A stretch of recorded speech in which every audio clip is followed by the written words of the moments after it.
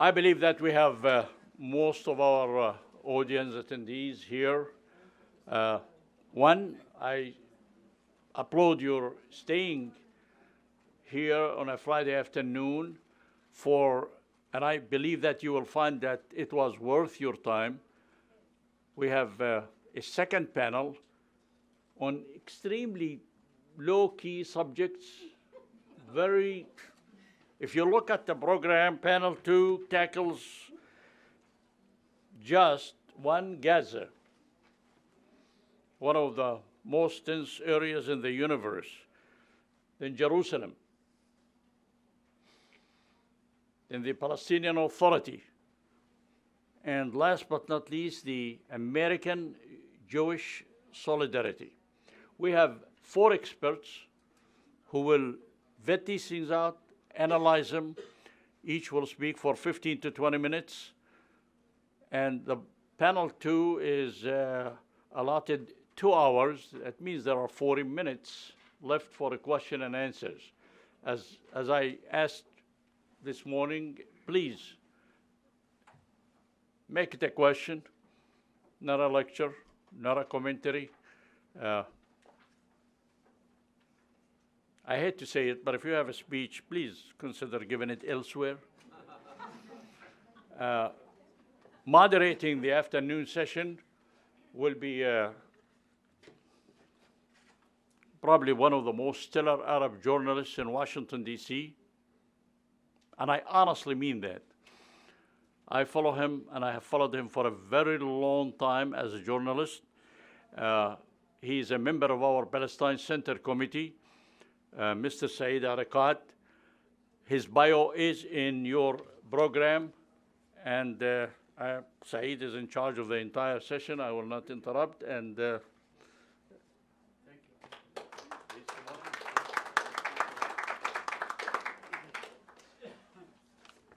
Thank you, Doctor, and thank you everyone for being here. We have a formal panel of 4 people. You know, I think although they need no introduction, but I'll do a brief introduction of each one of them. To my right, we have Jim Clancy, who has been a journalist for more than 45 years and reported extensively from Beirut, Gaza, Jerusalem, the West Bank, during some of the most tumultuous times that shaped today's Middle East. He spent more than 3 decades as a correspondent and anchor for CNN, and winning numerous awards for distinguished coverage of world events. And then moving on, we have Miko Peled, is a writer and human rights activist, born and raised in Jerusalem, very close to Obadis, you know, so my town. So, and he's the author of personal memoirs, The Journalist's Son, Journey of an Israeli in Palestine. And third, we have, of course, I'm cutting the introduction, the bio is short. Less the better. Exactly, thank you. So that's, you know, because we want to leave more time for questions and answers. We have Ali Abunimah, who's been here many times before. He's the executive director of the Electronic Intifada. You should all be reading it, okay? So he's the author of One Country, a bold proposal to end the Israeli-Palestinian impasse. And then to the far right, we have Dr. Osamah Khalil, an associate professor of history at Syracuse University, the university's Maxwell School of Citizenship and Public Affairs. So welcome them, please, you know, everybody. Thank you for being here. And just to reiterate, we want the panelists to stick to their time, 15 minutes each, because we want to leave a lot of time for questions and answers.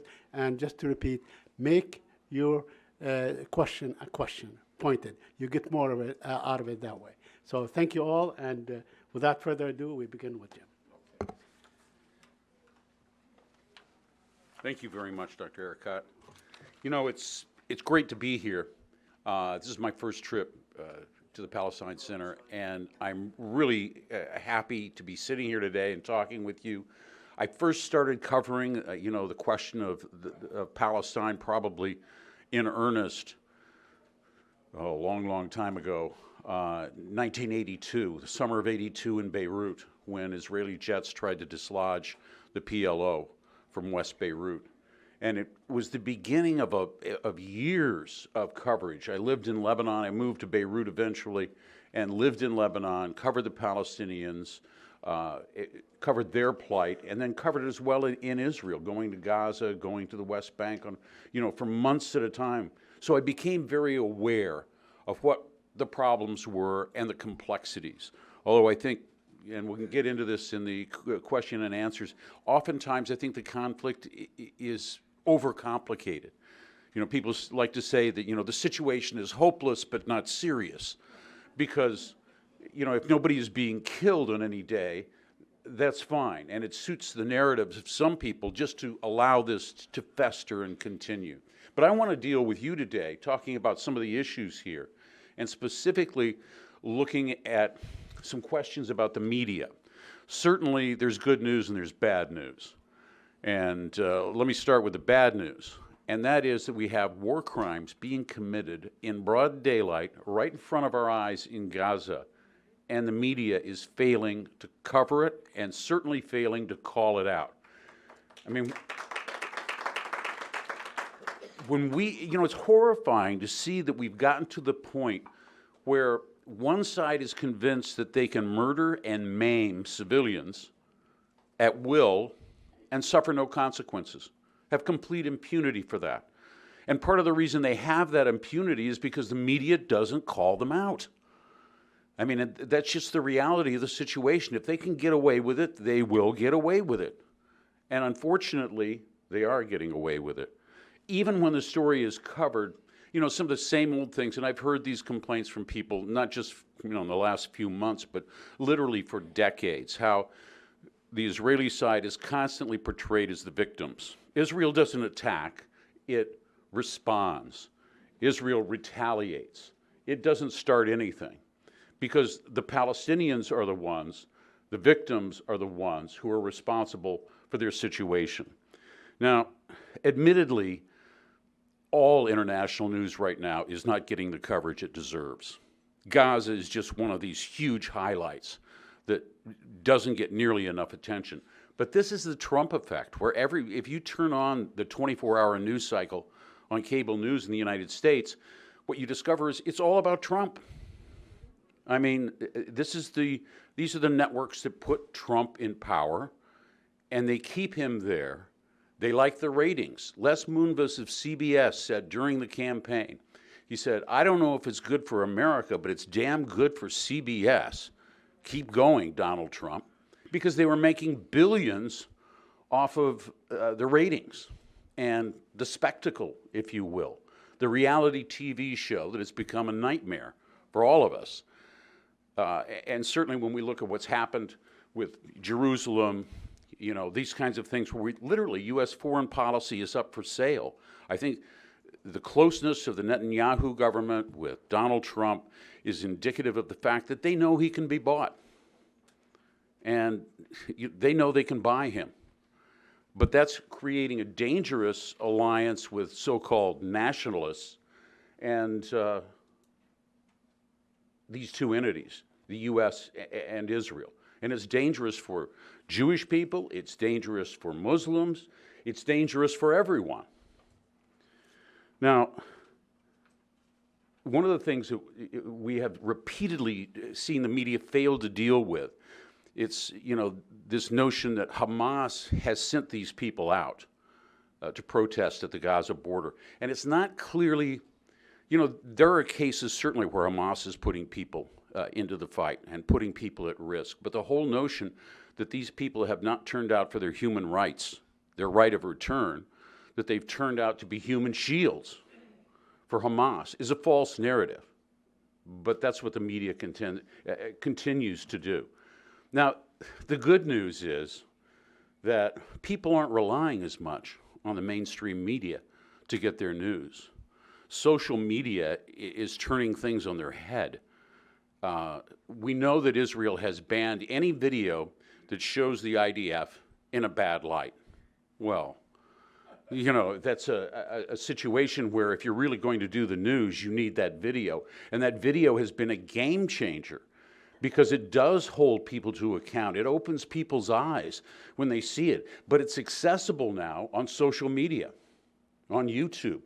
It's being exported there. They're not waiting for the mainstream media to pick it up. In fact, many times it's the mainstream media when it gets to the point where we have a killing in Gaza that is particularly significant, like the young woman, the 21-year-old who was the medic, shot in the chest. For what? She was completely unarmed. She was more than 100 meters away from the border fence. What was the reason for that? And it brings it into focus in people's minds. And when I say social media is good news, it makes a lot of mistakes. Yes, the wrong video is there. But at the same time, it shows people the raw reality that they wouldn't otherwise be getting. It's not going through the network filters, if you will. It's not being balanced out with lies, where, you know, you create a false narrative, which there's actually two sides to this, when there isn't. There's only really one side, and that is the facts of what happened. Now, into all of this comes the whole campus movement for BDS. And young people are driven by social media.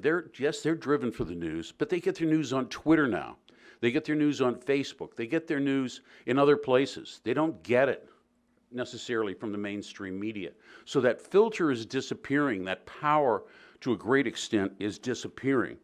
Young people are the ones that need to be reached. And they're the ones, obviously, from the BDS movement, you see they are being reached by these grassroots movements.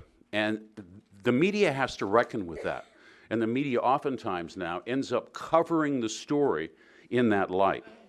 Now, one of the things that we've seen in recent days is this whole Canary mission story and how it relates to the Israel Project, and how all of these forces are out there trying to intimidate the individuals who are standing up, being activists, expressing their opinions, literally threatening young people's careers before they ever get started. And this is something that the news media has reported, the print media at least, has reported very well. Al Jazeera has reported it very well. Some of the mainstream media have not. But these are the same kind of forces. You wonder and you ask yourself, how is it that the mainstream media doesn't really cover the situation in occupied Palestine? And I'm going to give you the inside view of that. And it's this, that when the mainstream media goes out to cover a story, say in Gaza, looking at the occupation and its impact, everybody in the office knows they're instantly going to be called on the carpet by various groups, pro-Israel groups, that are going to demand equal time, that are going to say that it was an unfair report, no matter what was in it, whether it was fair or not. They just make the situation for the media heads, the heads of those media houses, almost impossible. The networks, they say, look, it's not worth the trouble. If we get involved in this, if we start reporting, doing an in-depth series, say, on the occupation, we're going to get so much pushback on our advertisers, on ourselves. We're going to face smears.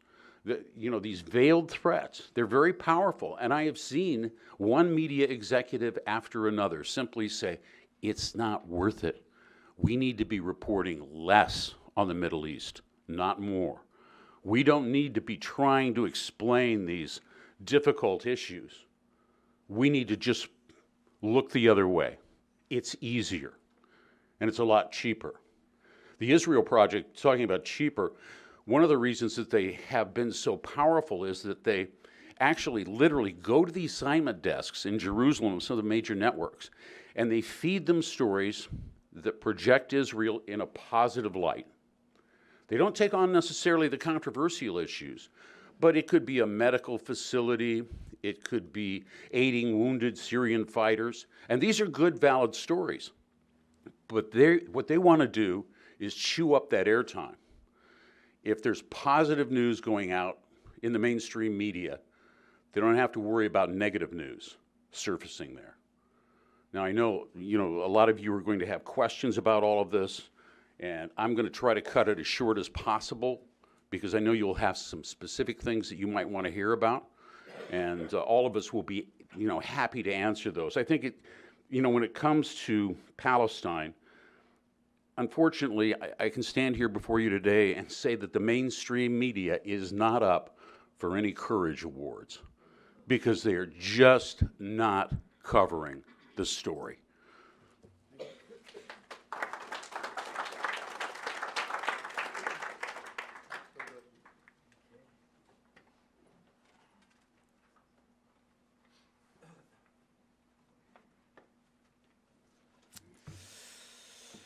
All right. Well, thank you all for being here, and thank you to the Palestine Center for putting together this great event and putting me on this fantastic panel. It's a real honor and a pleasure. So somebody earlier asked me what this badge was, and so I explained this BDS stands for Boycott, Divestment, and Sanctions, and these are probably the 3 most hated letters in Israel today. I think if they could, they would take those 3 letters out of every single word, of every single sign, because they are terrified of these 3 letters, boycott, divestment, and sanctions. And I think it's a testament to just how effective the movement and the movement and the call for BDS have been, and and currently is, when it comes to the struggle for Palestinian rights. I gave a talk a couple of months ago in London together with Azam Tamimi, who some of you may know. He's a great scholar and a great guy. And at the end of the talk, both he and I spoke about the need to free all of Palestine and the vision of a single democracy over all of Palestine, and to stay away and break away from what I think is a ridiculous notion of the 2-state solution. And at the end, one of the students, this was at a university, and one of the students rose up and asked me, well, where should the Jews go? You and your 1-state solution, where should the Jews go? And I asked her, well, why do you think the Jews should go anywhere? Why do the Jews need to go? And this strange mindset that there's got to be oppression one way or the other. One side always has to be pushing the other one out. There can't be a reality where people just live in peace and there's tolerance. Is an interesting one. But I think this, it brings to question this, first of all, who are these Jews and what are they doing in Palestine? We know that there are about 6 million Israelis today. Now, I refer to the people, to Israeli Jews as Israelis. And I think the identity of Israelis is very, very, well, it's unique, and it's important to understand because the support or lack of support that Israelis get and the state of Israel gets here in the United States, and I'm talking about not officially from the government, but from Jewish communities, is very interesting.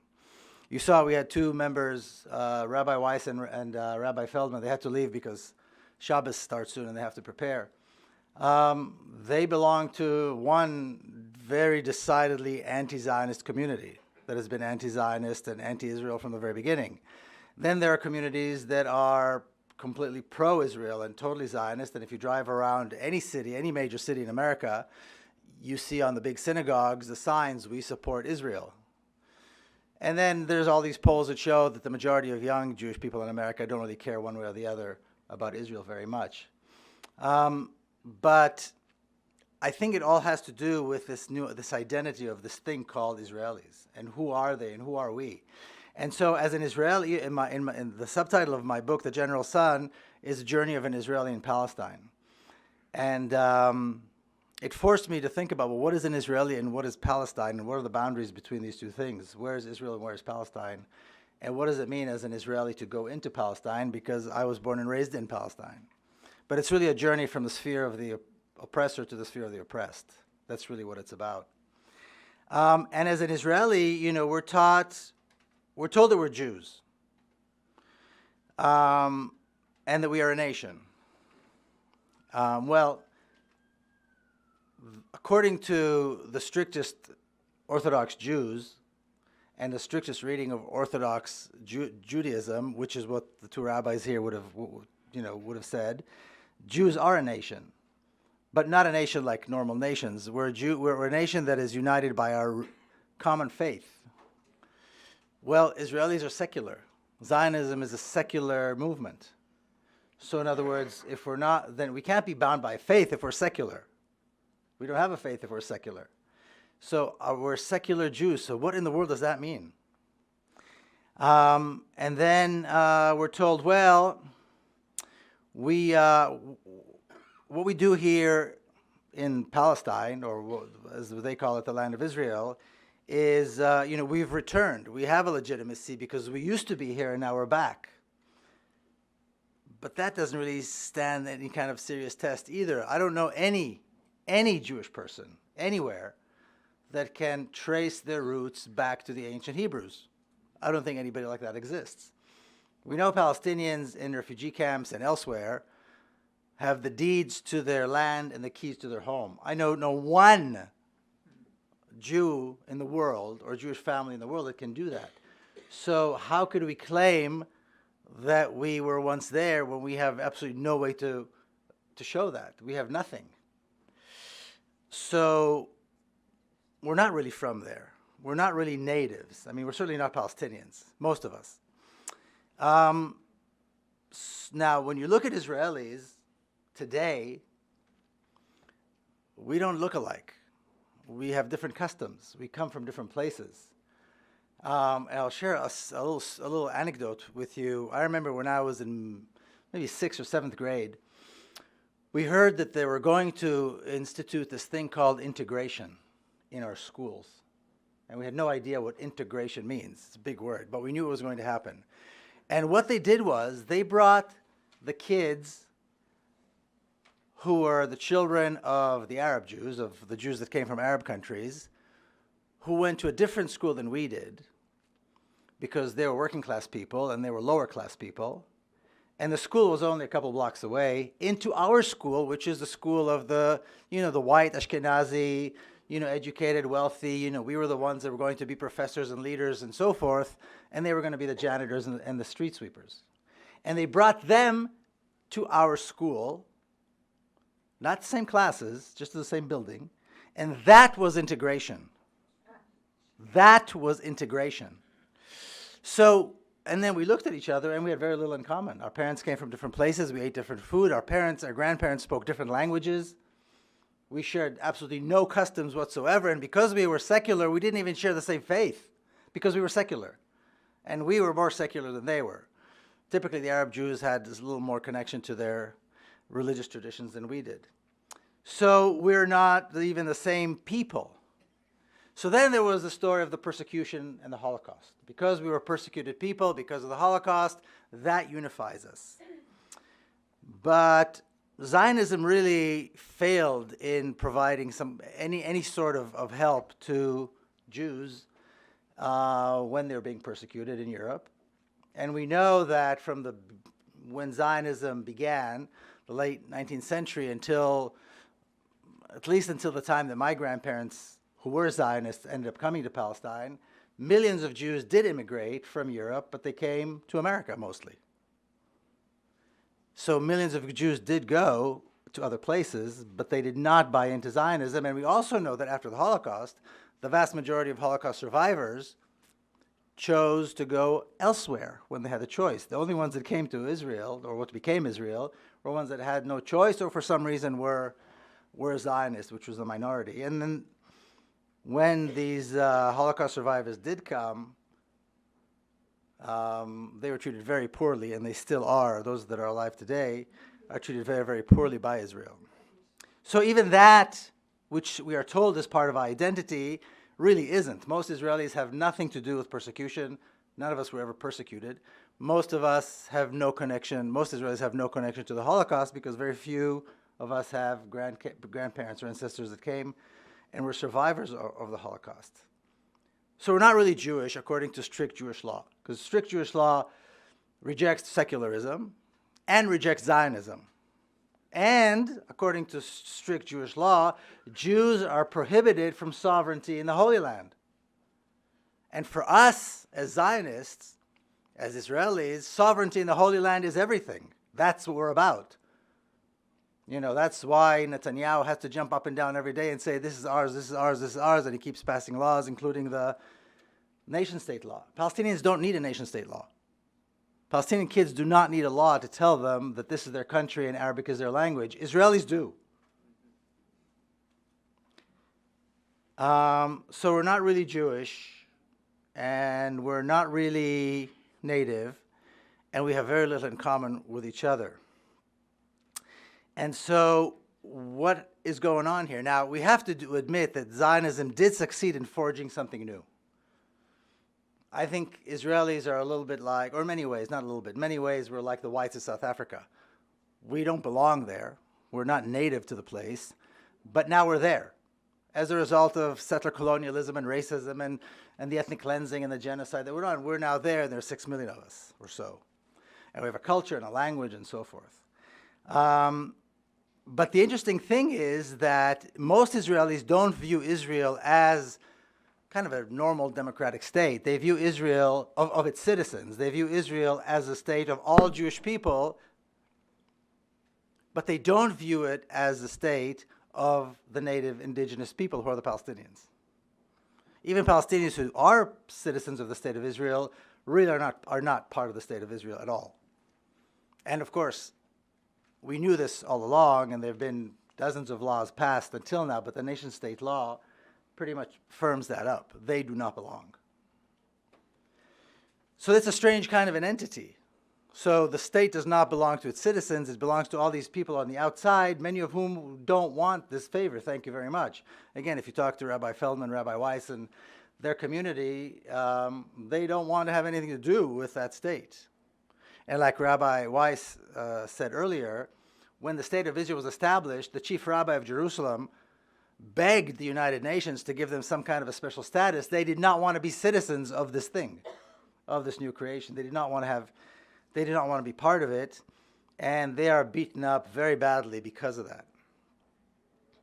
So Israeliness has to do with, really, we're not Arabs and we're not Jews. We're not Palestinians and we're not Jews. And as some kind of the younger Israeli politicians today have defined, Israeliness is defined by hatred of the Palestinians and hatred of the Orthodox Jews.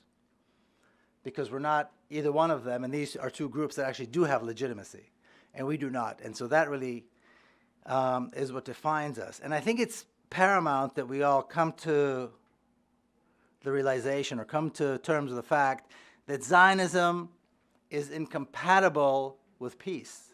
It's incompatible with accepting the rights of the indigenous people of Palestine, which is why we are still 70 years later, after the establishment of the State of Israel, we're still here. We're still in this situation. And so it's not so much a question of conflict between Israel and Palestine, or Israelis and Palestinians. It's a question of a movement that created this brutal, uncompromising society that is incompatible with peace. So either accept it in whole or have to reject it in whole, and that's what I think is very difficult for many people. But, and again, coming from a very Zionist family, I know how difficult this choice can be for many people, but we have to make a choice. It's either Israel or it's Palestine. And when we accept one, we reject the other. And I think the whole idea of a two-state solution is to legitimize Israel while not admitting that legitimizing Israel is incompatible with Palestinian rights. And that is this reality that is still going on today.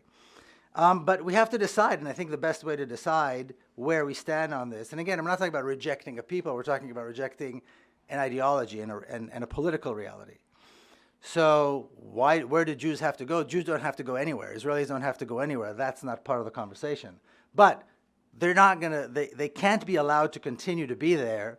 And when I say they, I'm from them, and live in a reality where they have all the privilege at the expense of the people of the land, who are the Palestinians.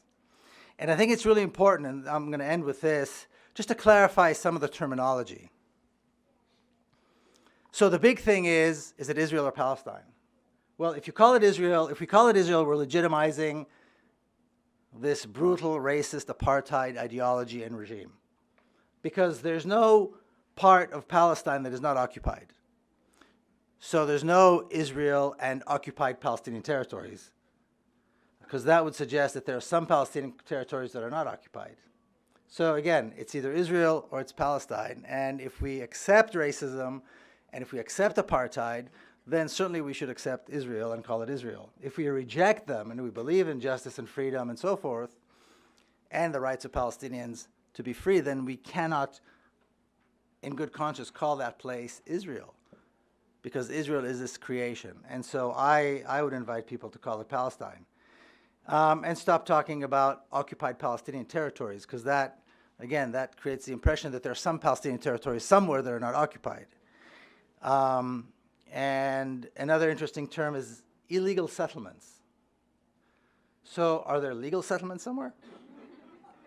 Because if they're illegal in one place, then they're probably illegal in another place. Well, what's legal about Tel Aviv, for example? You know, Israelis who live in pre-67, in the pre-67 borders, like in Tel Aviv and Jerusalem, people like myself, you know, we're educated, we're Ashkenazi, we're white, we're good people, we're not settlers.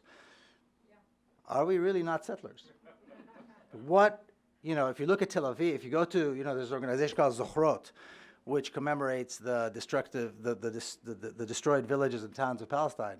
Go to their map and show, and you can take a look at Tel Aviv and how many destroyed villages it sits on, and on and on and on. So I mean, this is a reality, and these are terms that are very, very important. They're all illegal settlements. They're all settlements, and it all has to be. It all needs to be changed. So we either legitimize it or we delegitimize it, and I think it's a decision that we have to make now. Again, being an Israeli. I can see how that might be difficult for some people to do. And so I invite people to just look at their conscience, look at their values, and do either accept occupation, racism, oppression, ethnic cleansing, or reject it. I have a very good friend in San Diego who says, well, I oppose racism. What's your position? And if the answer is yes, but, then you know that person is not exactly willing to reject Zionism or reject racism. So I'll end with this, and thank you all very much.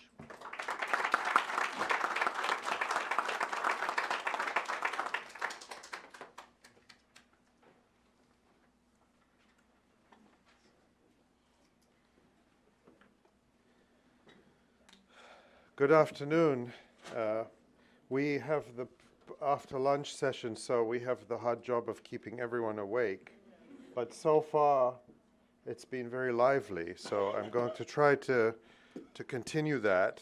And first, let me thank the Palestine Center once again for having me here. It's really an honor to be back, and to thank all the staff for their hard work putting this conference together. I think, you know, this is 2018, right? It's hard for me to remember sometimes. It's the 70th year we commemorated the beginning of the Nakba, because the Nakba, as we know, is ongoing. It's the year of the Great March of Return, when so many Palestinians have given their lives for us. They are giving their lives for our rights, not just for ending the siege of Gaza, but as speakers earlier in the day noted, for the right of return for all Palestinians. And it's the year that, as Josh Rubner pointed out, the Trump administration has taken so many measures aimed at really essentially destroying the status quo and liquidating the Palestinian cause, eliminating the notion of a Palestinian refugee. And their logic, as Zena Ara pointed out, is totally flawed. The idea that if you get rid of UNRWA, the UN Agency for Palestine Refugees, you get rid of the refugees themselves, is like saying, I know we have some doctors in the room here today, that it's like saying if you get rid of hospitals, or if you go to a hospital, it's full of sick people. So if you get rid of hospitals, you solve the problem of sickness. This is the logic. But I think we should not underestimate the power of this Trump administration strategy, because they're creating political facts on the ground. And don't expect, you know, if the Democrats come back in 2020, I think Hillary's going to run, by the way. We were having a discussion about this last night, and I just watch out. Anyway, even if the Democrats come back, they're not going to restore the consensus that existed before. What Trump creates will be the new political reality.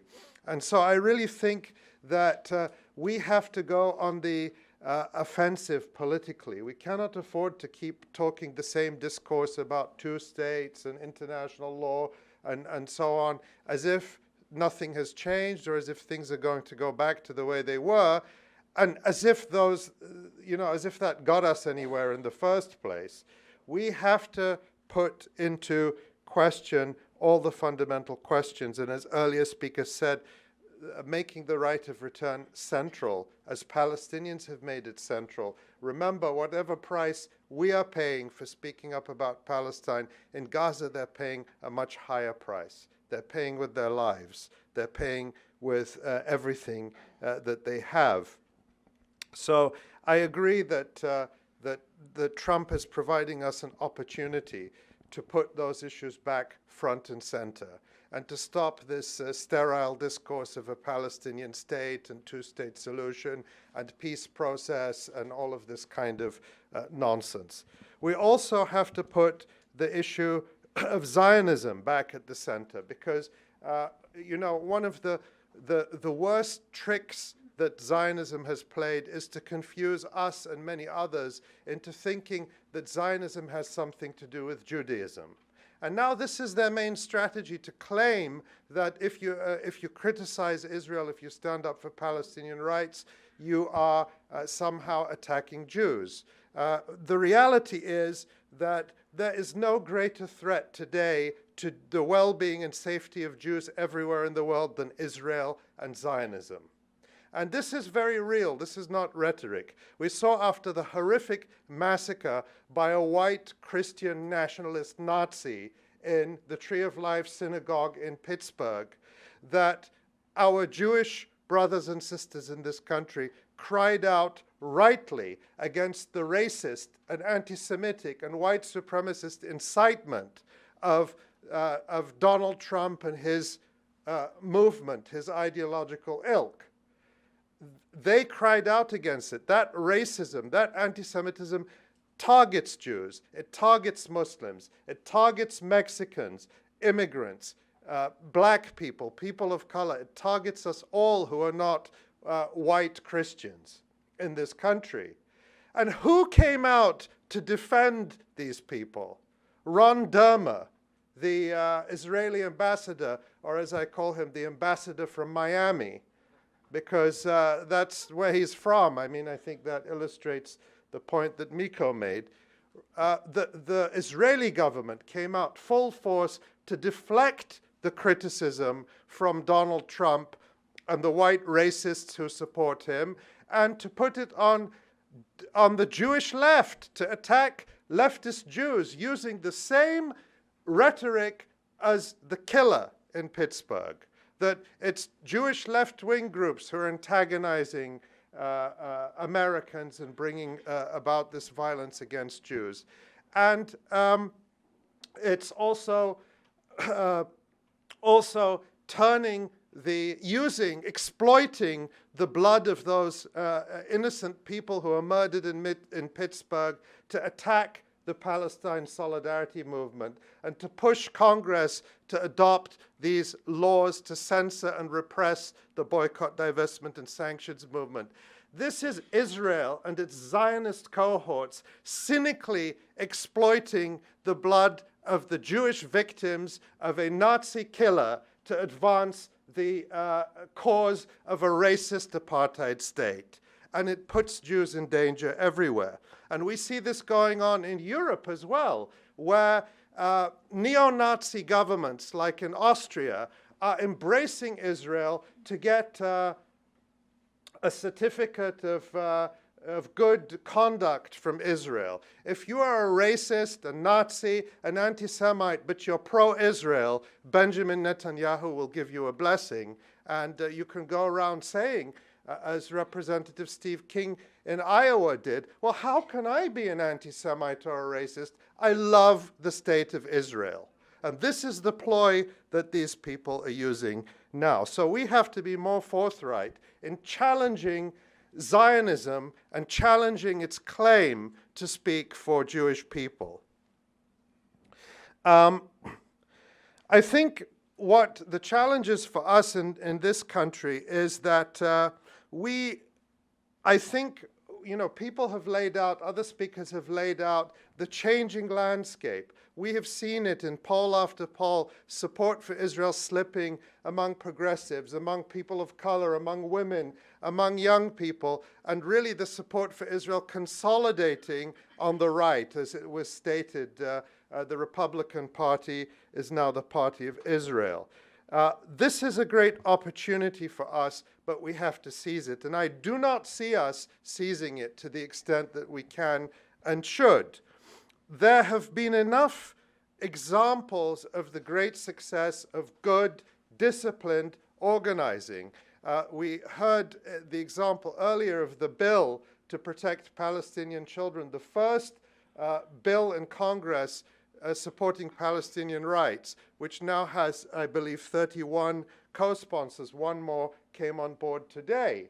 But that bill didn't just happen. It happened because of well-planned grassroots work. It didn't take millions of people to do it, but it took determined people who were organized, who were doing public advocacy, who were contacting members of Congress, who were doing media work, who were holding events in communities around the country that made that happen. And in the midterm elections, not one of the members of Congress who have co-sponsored that law lost their seat. All those who sought re-election, a few of them retired, but all of those who sought re-election were re-elected. Whereas, I'm not claiming this is related, but in Illinois, Pete Roscom, the main sponsor of the Israel Anti-Boycott Act, lost his seat.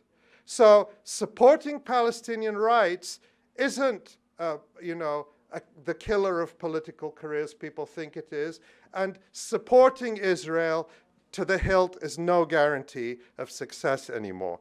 And this is something we've seen in the context of the Great March of Return. One thing that has been little commented upon that I noticed is that there has been a little bit of criticism from members of Congress about Israel using snipers to murder children in cold blood. Some have spoken out, sadly not too many. That's unfortunate. But I think the most significant thing is the lack of support for what Israel is doing. The fact that even fewer, I think maybe only one member of Congress, actually came out and supported what Israel was doing. And that's a sea change, because in the 2014 war against Gaza, 2012, 2008, every Israeli military attack, AIPAC will circulate a letter and get 300, 400 signatures, or the Senate will pass a resolution, 99 to 0, endorsing whatever horrors Israel is committing as self-defense. That didn't happen this time. No letters circulated, no congressional resolutions. In other words, members of Congress, they may not have the courage to speak out, but they're not going to actually associate themselves with what Israel is doing anymore. That's a big change. When I say that we have to have a disciplined movement, I mean we have to really take seriously what we're demanding and hold people accountable for it. And I mention this because I chose not to attend the talk of the Mahmoud Abbas ambassador this morning, but I heard through the grapevine that he was unhappy with some of the things I'd said about Rashida Tlaib. First, he misrepresented them. I never brought up her support or not for a one-state solution. That was never the issue. The issue that I raised was that she accepted an endorsement from J Street, a racist Zionist organization that exists to oppose the Palestinian right of return and to liquidate the Palestinian cause under the banner of peace. Nobody contested anything I reported regarding Rashida Tlaib, and in fact, bringing this to the public was successful, because it encouraged Rashida Tlaib to clarify her positions and to state them in a way she had never done before publicly. You know, people told me, oh, well, if you know her, she believes this, she believes that. Well, what she believes in private is one thing. What she says in public is another thing. And she had to state her position publicly, and J Street dropped its endorsement because it understood that Rashida Tlaib was not going to associate herself with their racist agenda. So that's what we ought to be doing, is accountability is important. Remember, Rashida Tlaib, you may love her, you may hate her, but she's not running to be your aunt or your best friend. She's running to be a member of the most brutal, powerful, genocidal legislature in the history of humanity. And we need to hold people accountable for what they say and what they do in our names. It's not enough to wear a tobe when you're sworn into Congress. There has to actually be substance to what you do. So I encourage people to hold representatives accountable. And I think that we can also look at the ongoing battle for the right to boycott and BDS. And this is a very important battle. It's a free speech battle, and it's ongoing. And there have been great victories that were mentioned, the federal judges in the Arizona and Kansas cases throwing out or severely limiting the anti-BDS laws that were passed. This is great.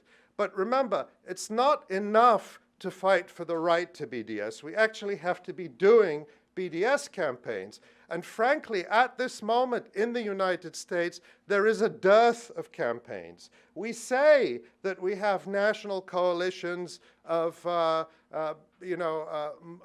to support Palestinian rights, but I don't see many campaigns going on right now. Now, this might be part of the natural cycle. There was tremendous activism on campus, a lot of divestment resolutions, and students are meeting at UCLA this week, despite a Zionist smear campaign to try to have them banned from the UCLA campus. National SJP is meeting nonetheless.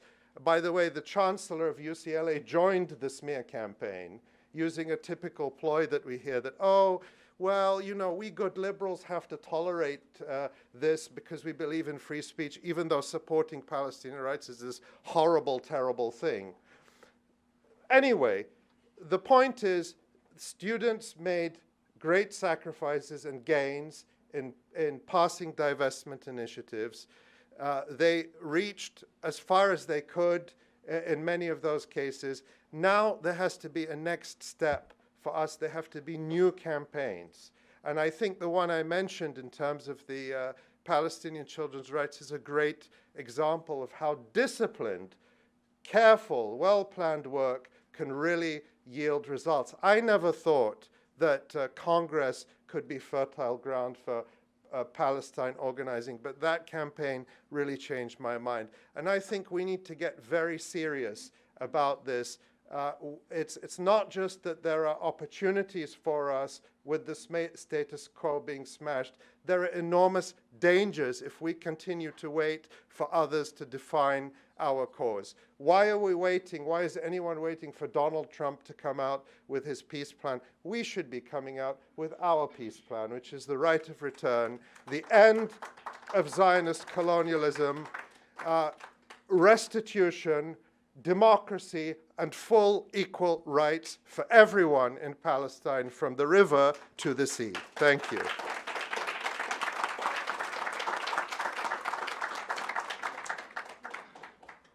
Oh, thanks, Olivier. Okay, so I have the difficult task of being the last speaker and then following these great speakers here, especially coming on after Ali's like coming on after Beyonce. It's not easy, right? So bear with me here. All right, so let me take a minute. Let me thank Dr.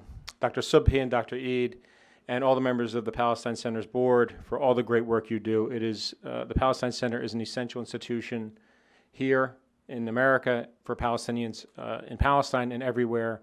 It's so important to have this center here in Washington, and I want to thank them again. I also want to thank Muhammad and Samara for the help in the logistics, and my panelists for all the great work that they do and that they've done. It's a real thrill. Okay, so my job as a historian is to kind of put things in a broader perspective when we talk about Jerusalem.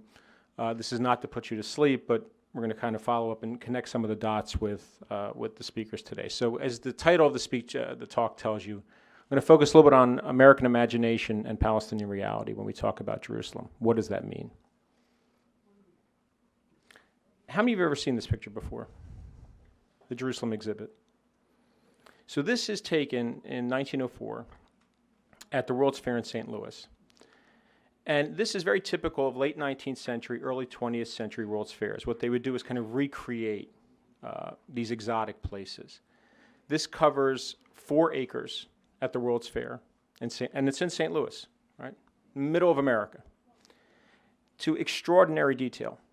All right, you can see the Dome of the Rock, Damascus Gate is recreated, the Church of the Holy Sepulchre, and they actually go a second step in which they bring Jerusalemites who are now living in America, right? American Jerusalemites, Arabs, Jews, etc., to come serve as tour guides and answer people's questions.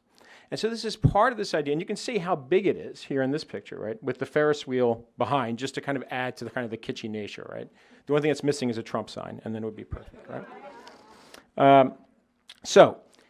But this is not unique. And what this actually is part of a continuum of how America thinks about Jerusalem and thinks about Palestine, right? So those of you who live in or near Virginia or even further up north or as you go west, you see the names of towns that are named after places in the Bible.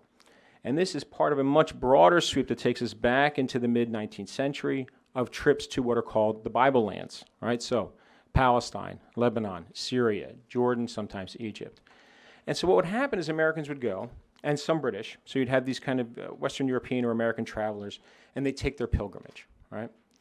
And when they'd go, then they'd write these travel logs, and these are huge bestsellers. And so one of the most famous American writers, right, Mark Twain, goes to Palestine in 1867.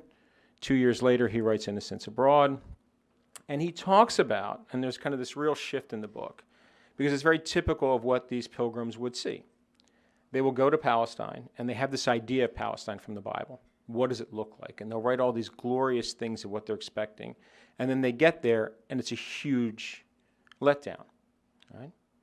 Why? Well, because of Ottoman rule, Muslim rule. And this, actually, we see this also in Twain's book. I'm not going to spend a lot of time on it because we have a lot, but you can see some of it in some of the excerpts. So in fact, as he's writing about his group, as they're approaching Jerusalem, they're all in awe. They can see the gates, they can see the wall of the old city, and then they get there and he tells us it's filled with dirty people who speak languages we don't understand, and Ottoman, and this is a sign of Ottoman rule.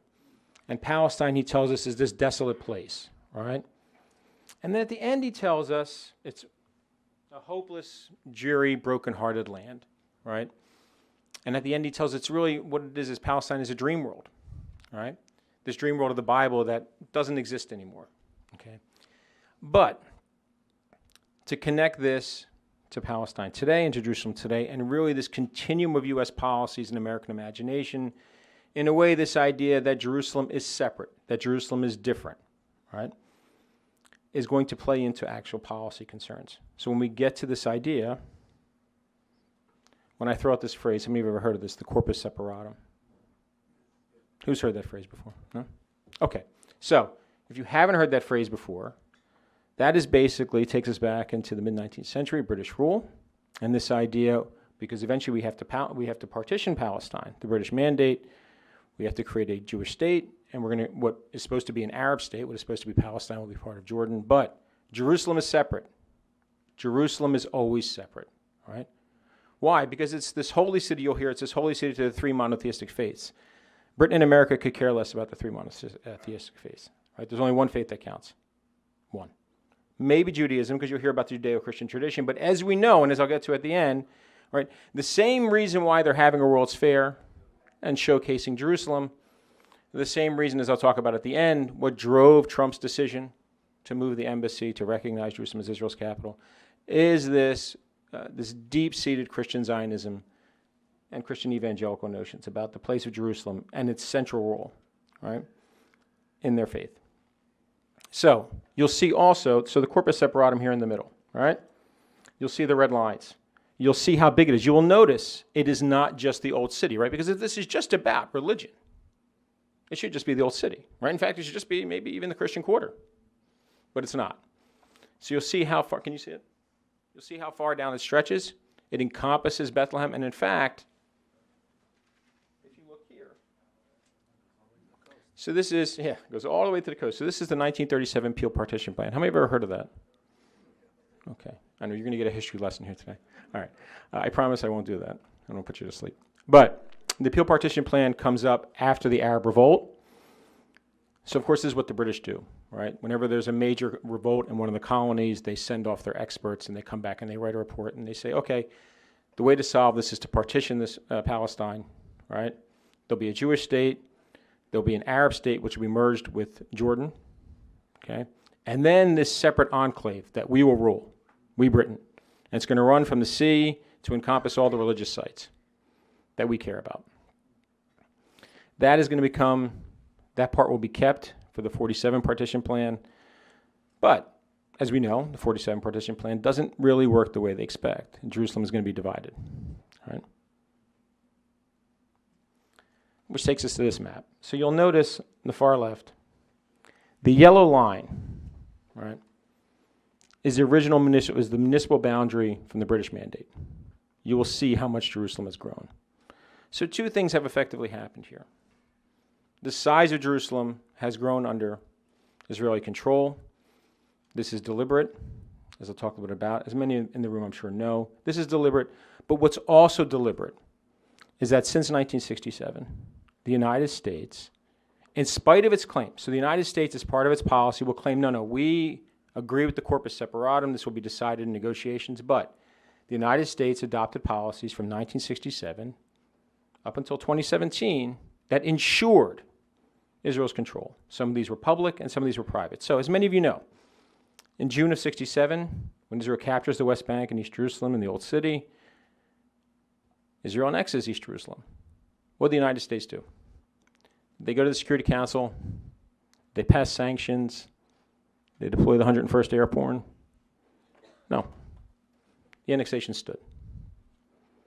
The annexation stood. When settlements started being built in and around Jerusalem, when the shape of Jerusalem changed, what did the United States do? So you got great statements out of the State Department. This is terrible, right? We object to this. Here's more aid. Right. So, series of public and private policies and reassurances to the government of Israel, including ever-increasing aid that ensured Israel's control over an expanding Jerusalem was maintained. Now, how do we know? So one of the answers would be, but this is natural growth, right? From 1967 to 20, this is natural growth. How do you know it's not natural growth? Okay. The Palestinian sector. So what we know over 50 to 60 years is that control of the Palestinian sector of East Jerusalem, a deliberate policy of constraining Palestinian growth. Deliberate.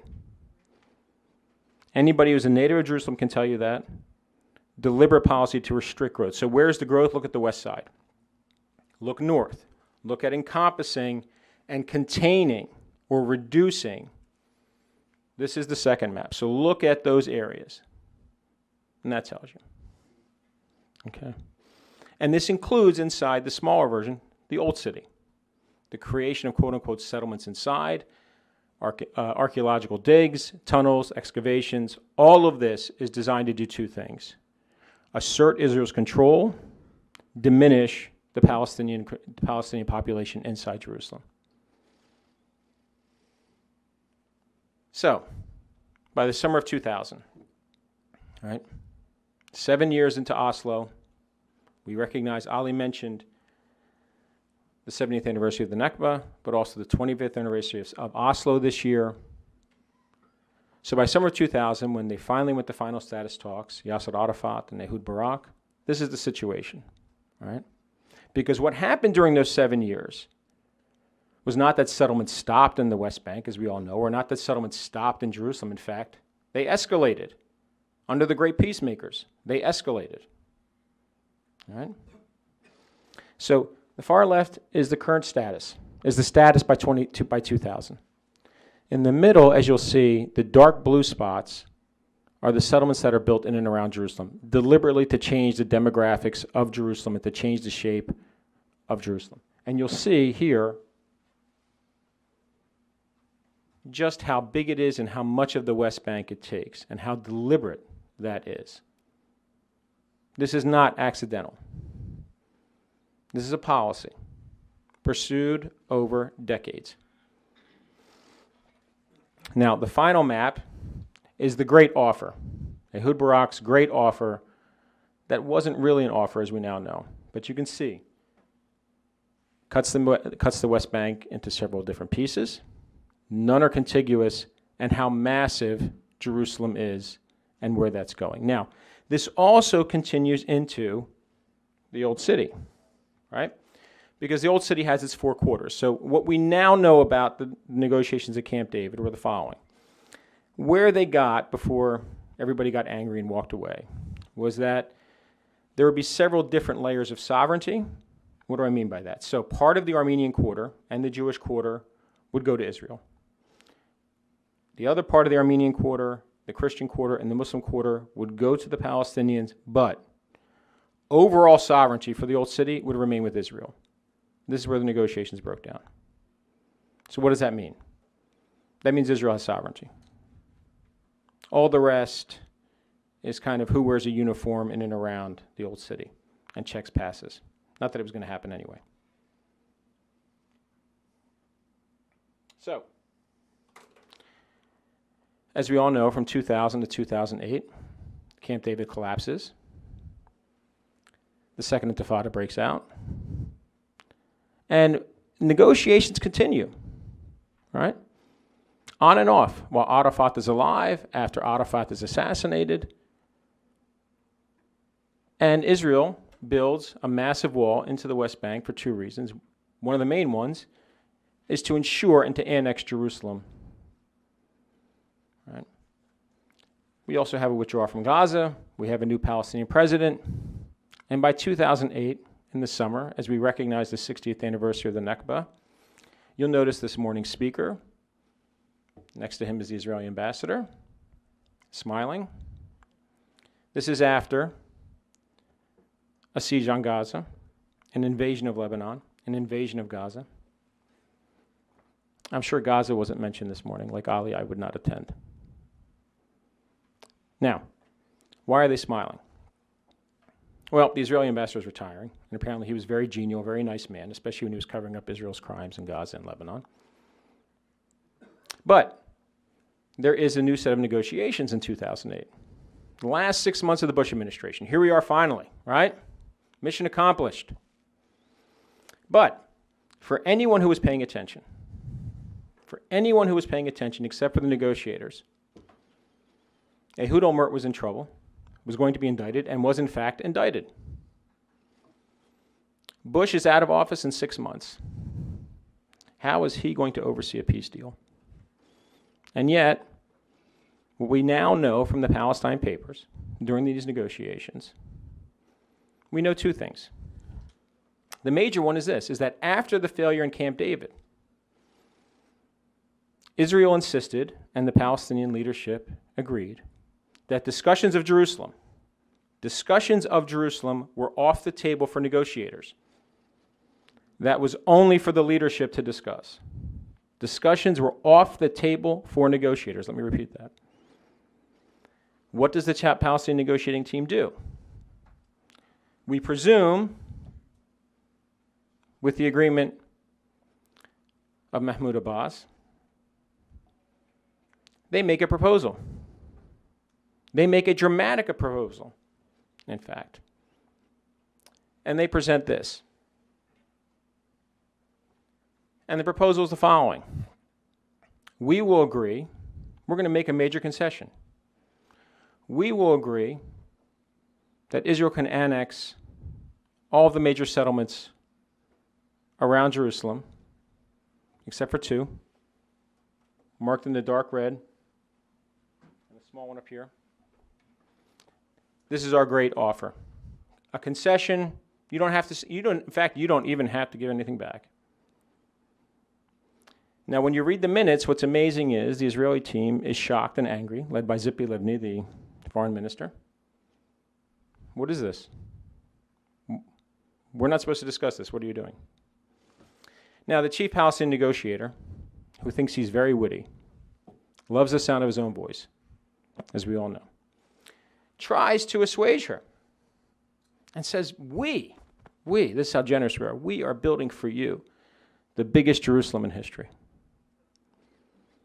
And the chief Palestinian negotiator, as he likes to call himself, is not even content to say this once.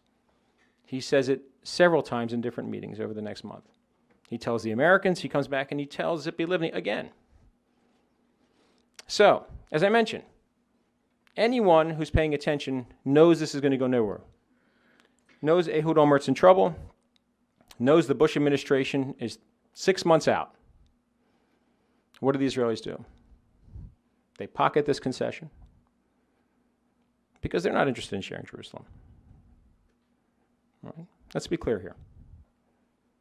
Let's be clear, they're not interested in sharing Jerusalem. But thank you for the concession. And so where are we 10 years later? 10 years later, the man who claims to be the president of the Palestinian Authority. Right? Now remember, his term in office ran out a long, long time ago. He is no longer president. He is a dictator. Let's be clear what we have in Palestine today. We have an Israeli occupation and a Palestinian dictator.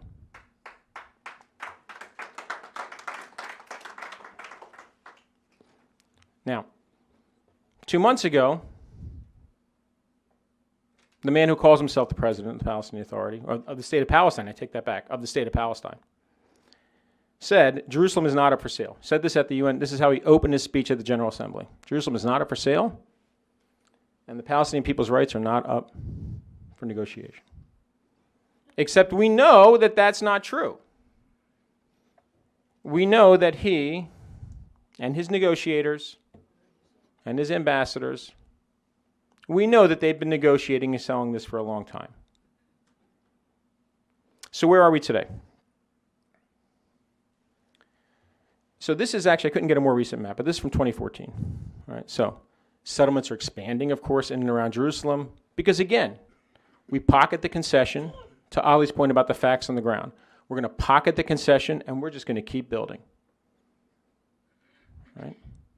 Who's going to stop us? So, as you know, late last year, President Trump recognized Jerusalem as Israel's capital and called to move the embassy from Tel Aviv to Jerusalem. Now, two main drivers, right? So one of the main things he's looking at, of course, is an eye towards 2020. And let's be clear, right? And, of course, securing the Christian evangelical base. So, how many of you have heard of John Hagee? Okay, all right. So, pastor, head of Christians United for Israel. But Christians United for Israel, I don't know how many know this, actually gets a huge chunk of its funding from a man named Sheldon Adelson. Do we all know who Sheldon Adelson is? So Shell, all right, as his friends call him, she's getting her award. She's getting her medal. Do you know why she's getting her medal? $50 million in this cycle alone, at least $170 million since 2008, right? Well, at least she paid for it. At least she paid for it, you know? What did Elvis do to get his, right? You know, right? Okay. So, you'll see Pastor John Hagee there with the president and the vice president. Now, apparently he was pushing hard for this.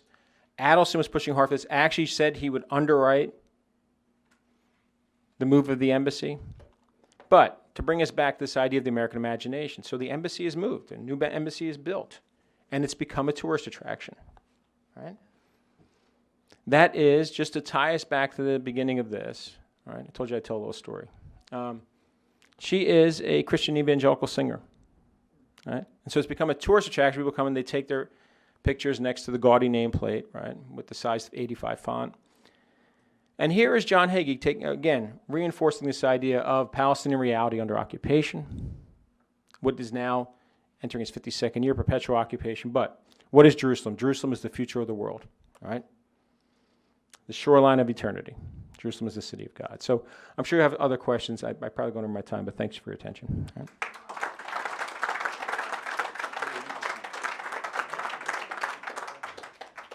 Okay, well, Thank you, panelists.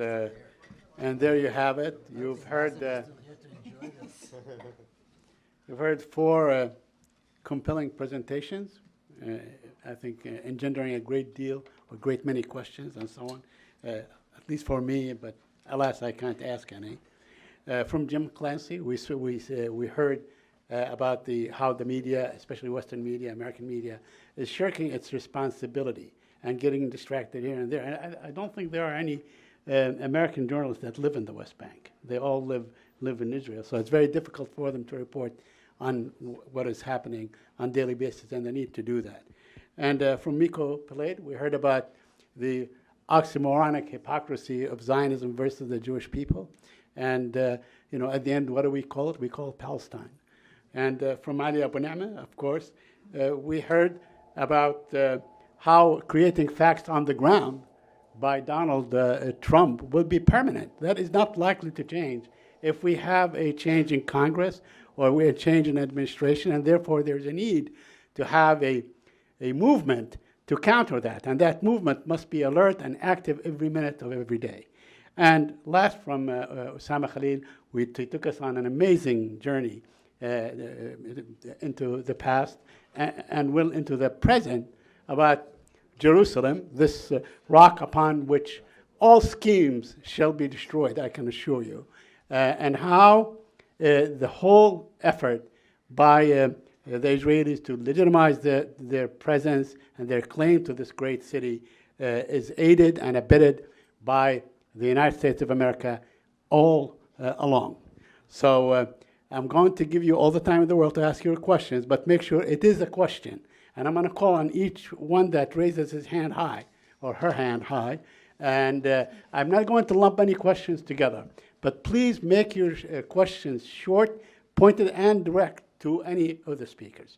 And with that, I go to you. We'll start with you there. My phone or just project No. Yeah. Okay, this is directed to all of you, but I guess in particular Ali Abunimah, since you brought it up. So you spoke of how we didn't see congressmen, even though nobody was condemning the violence during the March of Return, you didn't see congressmen voting 99-0 to endorse it.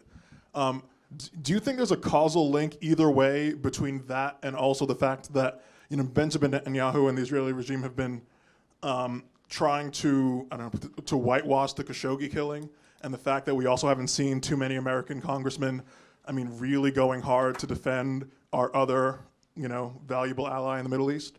Do you see a connection one way or another between that? This is also for all of you, but. Well,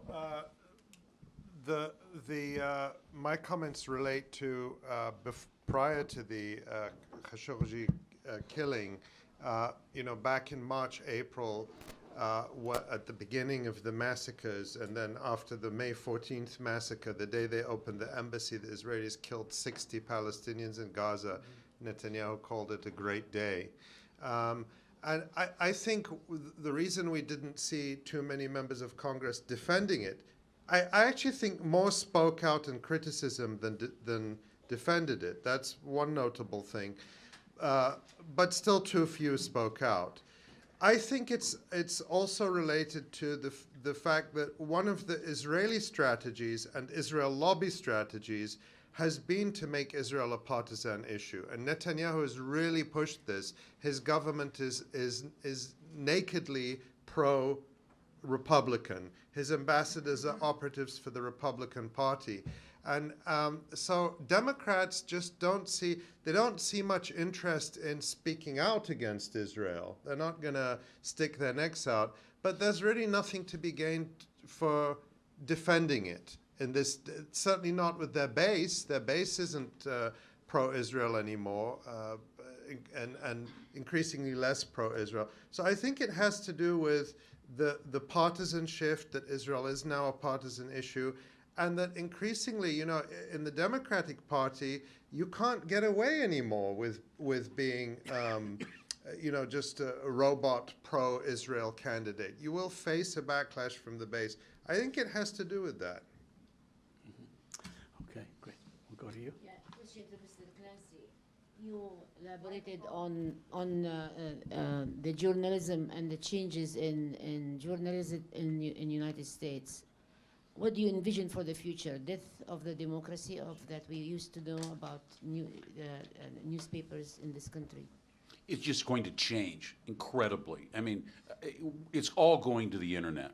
It's all going to be, there's going to be much more fragmented coverage. In other words, narrowcasting to specific audiences. You've got young people who are seeing the power of social media, and that is going to just do nothing but multiply itself in the coming years. We've got accelerating rates of change in the media. You know, the old players, sadly CNN and some of the others, are literally going to lose viewership for the foreseeable future as these other channels start to gain more and people begin to pull their information out and make a judgment themselves. What do they trust? What don't they trust? The era of the gatekeepers, you know, where you tuned in and you watched the evening news and they were your gatekeeper and they would tell you what were the important stories of the day. I think the audiences have lost that. They've moved on. They're more sophisticated now with much more access to various forms of information from various sources. And the smart ones are using it. Do you think there will be death for New York Times in the future? Can you say that? There's probably 2 newspapers will survive in the United States. Yeah. You know, but the local newspapers will survive and thrive. You know, the small town neighborhood newspapers, they will thrive because they can still preserve some of their advertising. Which means Trump has succeeded. Well, Trump, don't give him credit where credit isn't due. Okay. I think Ali wants to. I want to add something to what Jim said. I think Jim is completely right, and the internet and the ability of, you know, for example, the electronic intifada to reach people. You are definitely a pioneer in that field. And many others, but you know, that's my experience. You know, we were able to get out what Al Jazeera couldn't, for example. We didn't bow to the Israel lobby like even Qatar and Al Jazeera did. However, because of this, because the internet has democratized, we are now seeing a backlash, an attempt to reconsolidate control on social media by governments. This is happening in the United States under the cover of Russiagate. It has been driven to a large extent by the Democrats complaining that Hillary Clinton lost the election because of Russian interference on Facebook, which is total fiction. But it's their story. It's their story and they're sticking to it. But the danger now is the imposition of controls on social media. And this fake, you know, these claims that Facebook was infiltrated. It was, so I'm just pointing this out, Jim, because they know it, and which is why they're now trying to reimpose control. And in Europe, it's done through direct government intervention. We haven't reached that stage yet in this country, but it could happen. Osamah? So I just wanted to add this, which is those of us who work for Palestinian rights and solidarity movements owe a huge debt of gratitude to Ali and the whole Electronic Intifada team. They do amazing work, and it's not just imposing the Israel lobby, which was so important. I think if you haven't watched it, to please watch it. But Ali has done is a force of nature, for lack of a better term, right? I mean, he just does so much. And so no, thank you, really. I mean, Okay. Miko, you want to add anything to this? No. Okay. I think I have you and then here. Okay. I will. My question is actually addressed I'm going to to get to all of you. Okay. Yeah. It's addressed to Mr. Peled. I have a question about, since based on your experience as the general's son, do you think that serving in the Israeli army, does it weaken or strengthen the bond between the Israeli citizen and the state? And by that, I don't mean the Jewish immigrants that came under the law of return, but for the people that actually came with the establishment of the state of Israel. Well, does this serving in the Israeli army strengthen your connection, your ties to the state? I think that's a really good question. I have to think about that for a minute. Look, the Israeli education system prepares you for that. So your whole life you know this is something you're going to do. And then from about age 14, that's pretty much all you think about. Whereas here, you know, kids will think about what college they're going to go to. Israeli kids in high school are thinking about the military, what they're going to do, what they're not going to do, what their older siblings did, what their friends did, and stuff like that. And then it depends on your actual service and what you experience. Some people, like myself, experience a real break of faith, a break in the trust with the state and the whole thing. You know, I served during the Lebanon invasion. Luckily, I didn't have to be part of that, but I was, you know, in uniform during that time. And then the trust is completely destroyed. Other people have a different experience, of course. Having said that, I think it's important to understand also that, two more things. One is that only about half the people actually end up serving, because it's actually, even though it's mandatory, it's quite easy to get out of the draft.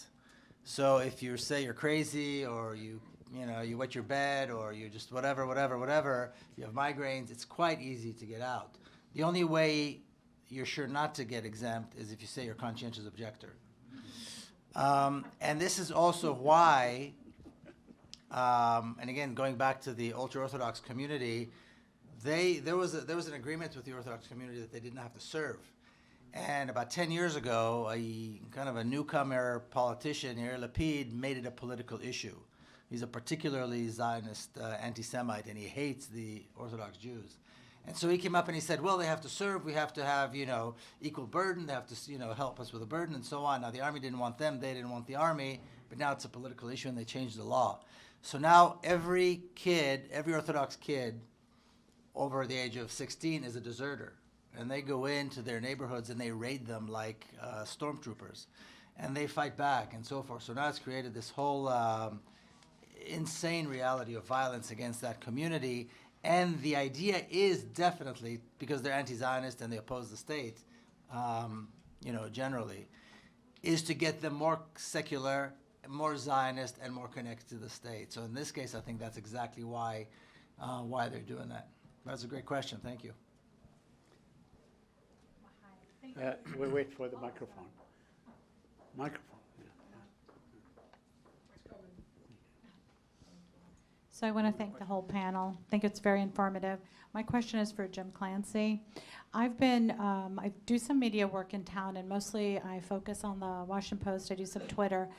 One question I have for you is the bylines are, now email addresses, and I've had quite a bit of success speaking directly to the authors, as opposed to I do letters to the editor, but I've been having dialogue directly with the writers, and I've had some success, like with the case of Ruth English and Loveday, who do a lot of the work on the Middle East and Gaza. If I found out Ruth English is actually married to the head of the PR, the Branding Israel campaign, and she lives in Jerusalem, and she's married to the guy who heads up that campaign. And I dealt with that directly, and I sensed that there was a little bit of a deviation in the way she was writing. And I'm just wondering, from your perspective, do you feel that that's useful? I've had a direct dialogue with Max Boot, and I found that he really was very, very informative. And I don't believe him. No. But I'm having It some is success, useful. and I'm wondering what your thoughts are on that. It is useful. Journalists do react. When you, in a nice way, confront them and say, why did you write this?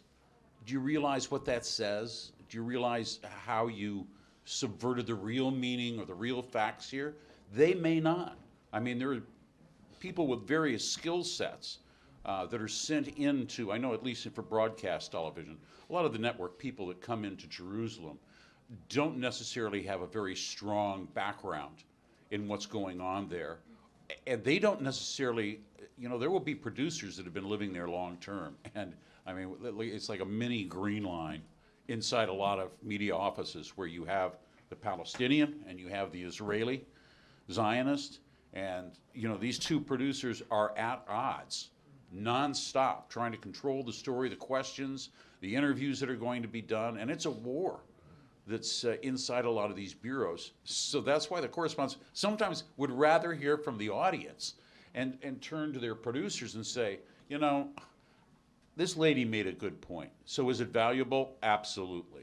And the more, I think when you put it into, if you can be nice in tweets or you point out when somebody's just obviously, you often see it. It manifests itself as here. Let me fix that headline for you, and then it's rewritten.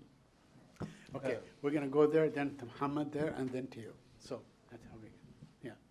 Please, microphone there. Sorry, Muhammad, I saw her hand. No problem. Thank you to everyone on the panel. And I have a question for Miko.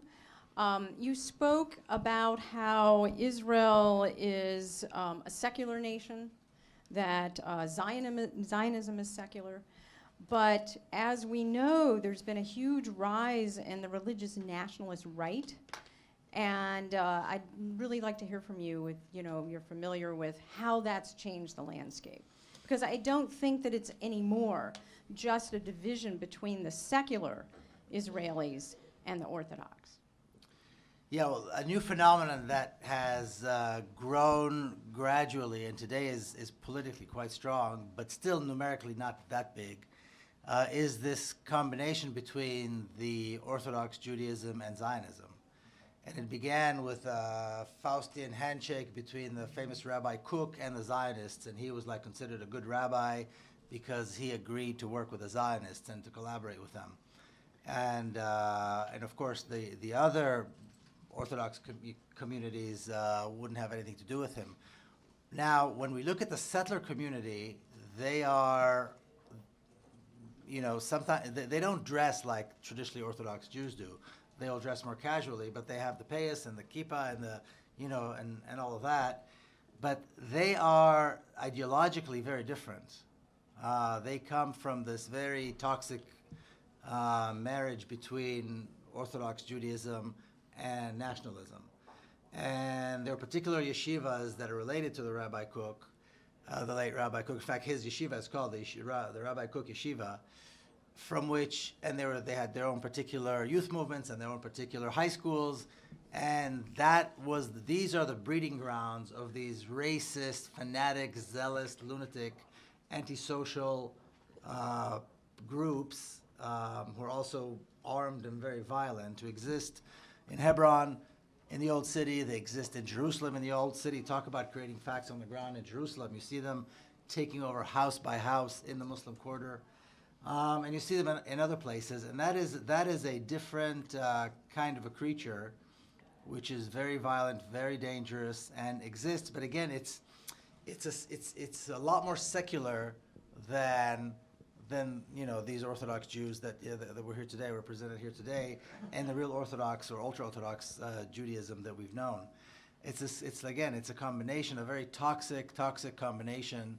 And it produced a very violent and racist group of people, which is sometimes, unless you've seen them, it's almost hard to believe that these people are walking around with guns and have free access to walk around and do as they please. And people like Baruch Goldstein and some of these other lunatics that have done terrible things are their heroes. Rabbi Kahana.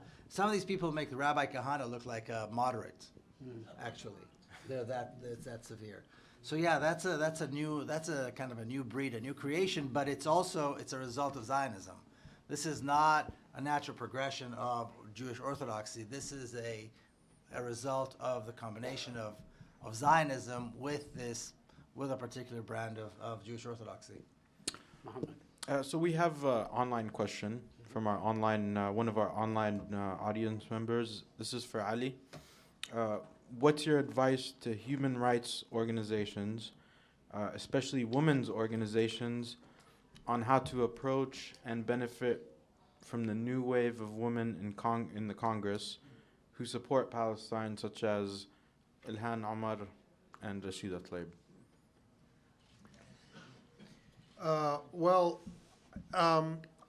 My answer is, it's not just to address to women's rights organizations or to female members of Congress, to women in Congress. I think that this new generation of women of color like Ilhan Omar and Rashida Tlaib and Alexandria Ocasio-Cortez represents a lot of hope for people, and also represents the fruits of a lot of hard work and organizing, and I think we should honor that and recognize that.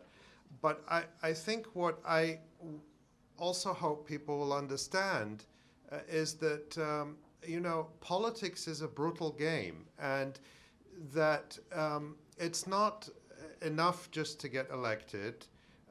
It's not as if you get elected and then suddenly they're free to do and say what they want. The pressure only increases after you're elected. And I hope people will take the lesson from, the delusional hope that surrounded Obama. People thought, now we've elected a black man who says hope and change, everything's going to be fine. And in fact, we're I think in many ways worse off now than we were than before Obama was elected, because his election galvanized racists and white supremacists and white nationalists, and we didn't really see a sufficiently organized response. So I think supporting these new politicians and hopefully bringing more like them isn't just being a cheerleader for them. It's demonstrating to the rest of the world that they are accountable to a constituency, and they cannot deviate from the basic positions that made people go out and knock on doors and work for them and so on. So I think holding them accountable is a necessary form of love. It's like you love them, hold them accountable. But also, I think that in this moment, people need to, and this was said earlier by several people, it's getting to the point of the day where I can't remember who said what, but we can afford, I believe Lemis Deek said this, is we don't have to be so timid. I mean, I think it's great that Ilhan Omar came out and openly endorsed BDS, and we should be pushing for that. Remember, one thing the right does that I have to take my hat off to them, even my hair off, I'll take my hair off to them as well, is they don't take yes for an answer. They don't take yes for an answer, and we should be the same. We should be tough. We should be demanding. We should say, okay, you support BDS, that's fantastic. That's a great start. Now what about the right of return? Now what are you going to do about, in other words, don't let up. We should not be in this position of always, oh, we're so grateful they said the word Palestine. Oh, we're so grateful they said the word occupied. No, let's be demanding. Let's be like the right. Don't take yes for an answer. When they say yes, say, okay, now we want more. That's the way to move things forward. And one last thing on this is we have to be, as I said, disciplined, principled, clear about our principles, about our anti-racism, about our stand against anti-Semitism in all its forms, including its most pernicious forms today, which is the white nationalist backlash and its alliance with Zionism. But also we have to be willing to say things that people aren't quite ready to hear. Because if you only restrict the political discourse to the things that people are already comfortable with, we're not moving forward. We'll only move forward if we're pushing the boundaries of beyond what and the great examples of that are BDS or the one-state solution. We always had, no, it's too early for that, or that's unrealistic, or BDS is too radical. Well, it's mainstream now because people insisted on saying it and pushing it when people said we're not ready. So I think that's my advice in general. Osamah? So I think to add to some of Ali's points, I think it's also important to recognize some different aspects of the electoral system in the U.S. So it's not just that they've been elected, but there's immense pressure, especially members of Congress, because it's 2 years. It's a 2-year cycle, right? Which means they're going to be put a lot of pressure for them to be back out campaigning, which means if you support these individuals, it's not only about voting for them once. It means we're going out to help people, bring people to the polls once. It's every 2 years. And it's also about fundraising every 2 years. We talked about the Adelsons and the amount of money that they pumped into campaigns. You can expect this against some of these individuals within 2 years, that there are going to be opposition candidates either within the Democratic Party or definitely from the Republicans, with who have a lot of funding from outside. But it also means identifying other candidates, right, in other districts where you can get support and who support these key issues, including, to Ali's point, equality, anti-racism, on a platform and a plank where we can reach out with other groups who believe in the same thing. And that's how you're going to get others elected and how you can start to build a solid progressive base in Congress. Otherwise, you're just going to have the one or two offs. I mean, they do have allies in Congress. There's Barbara Lee, there's several others, where you can have a strong progressive group within the Democratic Party that actually can start to push for things on behalf of Palestinians and others who are suffering. Thank you. We go to you. My question is for the Ali Abunimah. My name is Ronnie Wete. I'm a freelance journalist. I am a reporter for the Brazil Now, in Vivo, in live.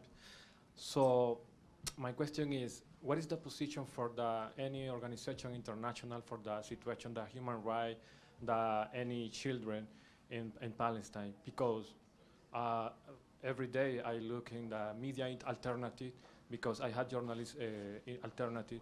I look jails, people, children, kids, journalists, for example, with the Hanini, with 17 years.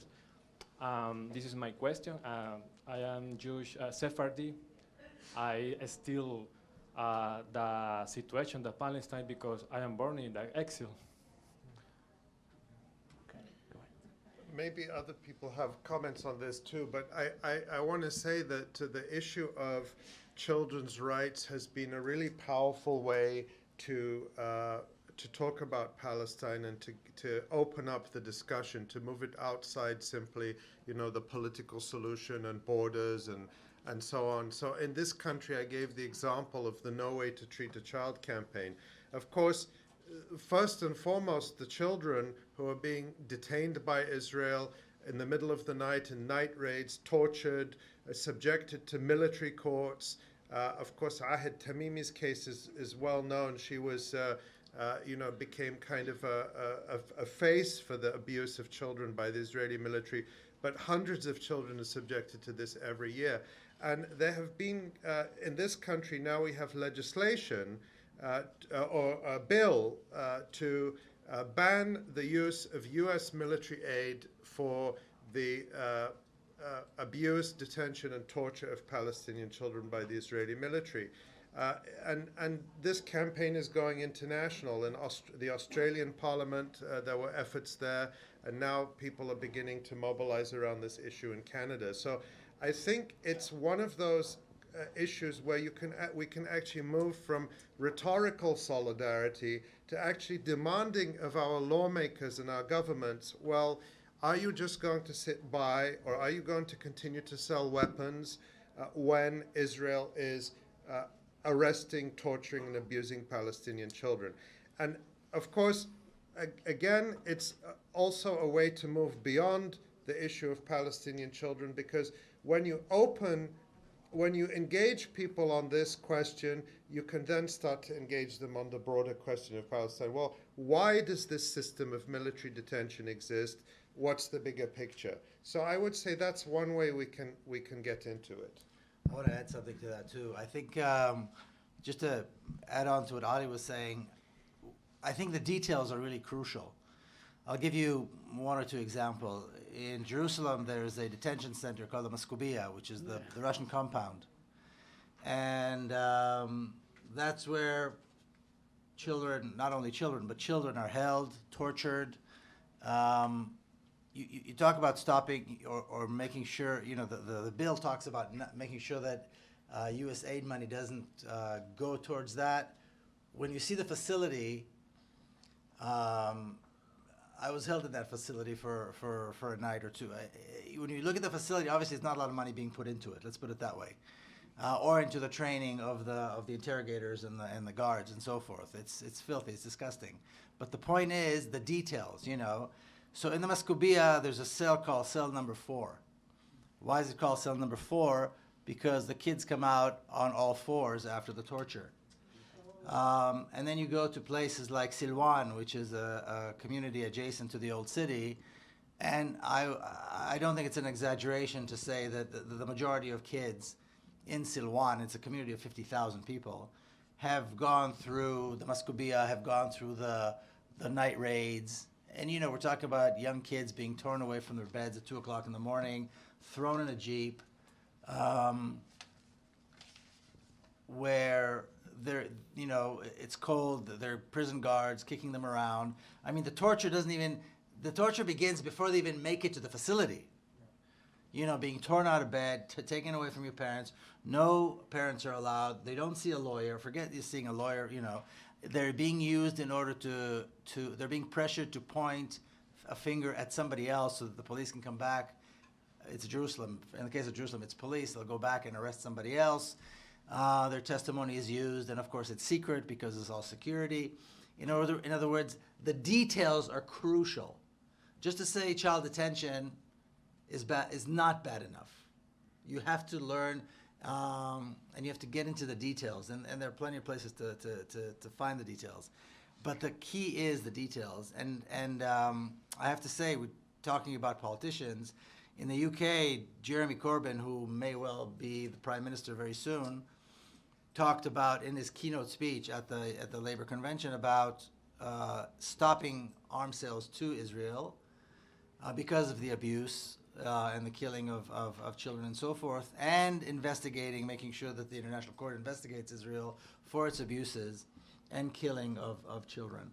So, I mean, it's possible with the right kind of dedicated, like Ali was saying, dedicated, disciplined work, to get to a point where major politicians who are very close to being in power and do have influence make these kinds of statements. And of course, the next step is to make sure that they actually act on these.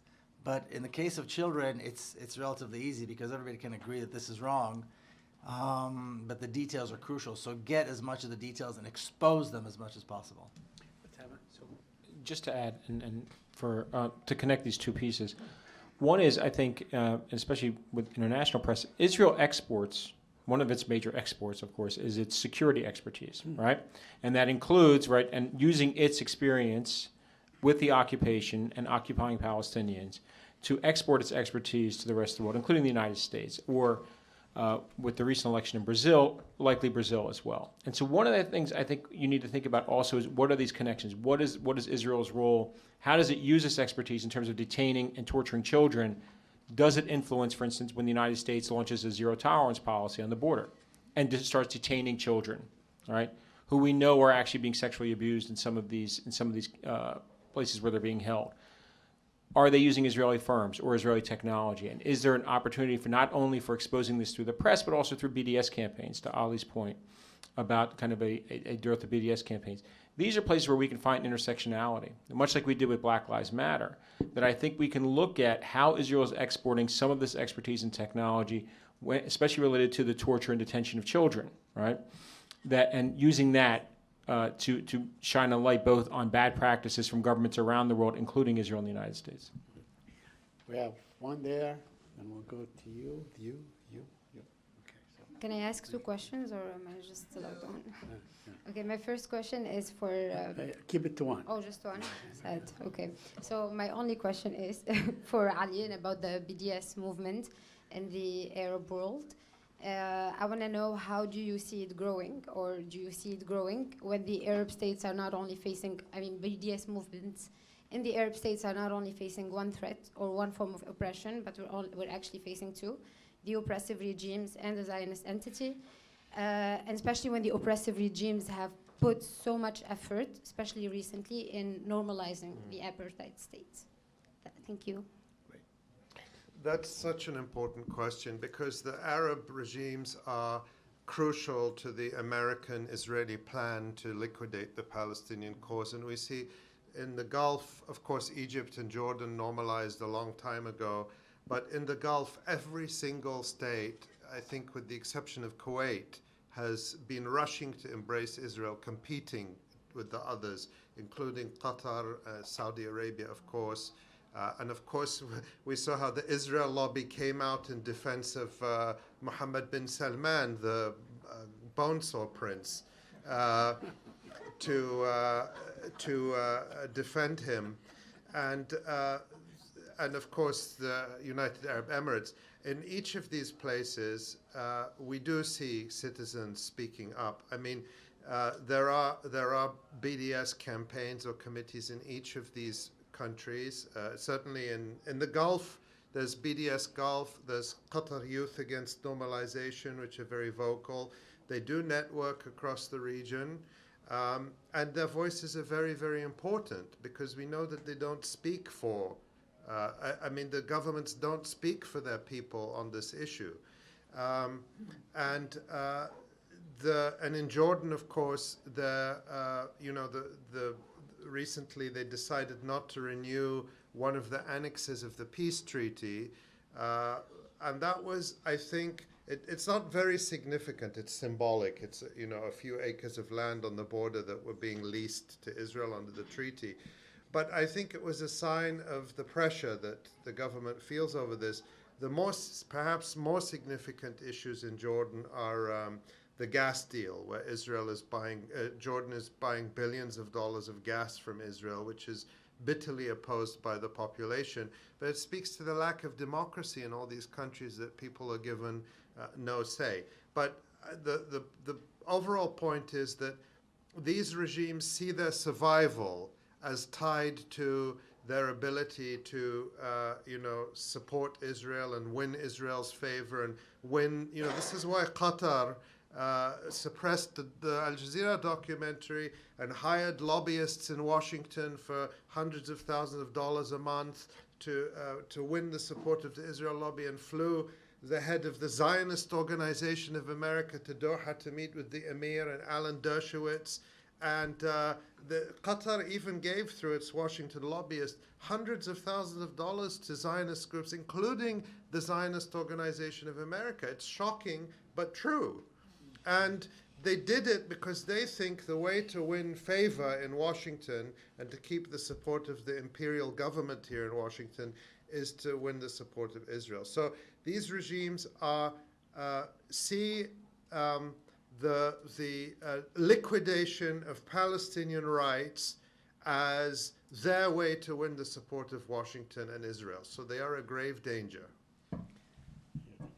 So just to add to that quick point, I think it's important to look at this authoritarian trend across the region. And as I mentioned during my talk, that includes inside Palestine, right? So what we're seeing and what we have seen over the past number of years now, and including a recent Human Rights Watch report, which looks at the role of the security services in the West Bank and in Gaza in support of, and these are, we can talk about Israel's detention of children, which obviously needs to be exposed and needs to be discussed, but we also have to pay attention to what the Palestinian security services are doing, both those for Abbas and those for Hamas, and their authoritarian role in the region, and what that is also doing to calls for Palestinian rights. And more importantly, I think you want to think about this. We all know Abbas is old, right? He's not healthy. The question is what takes his place. And what you may very well be looking at is this move from, I called him a dictator. He is a dictator. And we shouldn't be shy about calling him that, right? But are we going to move from a dictatorship to warlords, right? And these different, we all know that as funds have been cut to the Palestinian Authority, what's the one area where they haven't been cut? Do you know? Security. All right, so that big pot of money, and it's not just going to one person or one group, it's going to several different security forces. So what happens when Abbas dies? Right? My question is for Jim Clancy. So considering the current political situation in the region and the unfortunate events happening in Syria, Libya, Yemen, and so on, do you think that in a way shifted the way Palestine is being reported and presented in the media to just be another unfortunate tragedy happening in the region? Well, yeah, there's some not exhaustion on the story, but it's not new.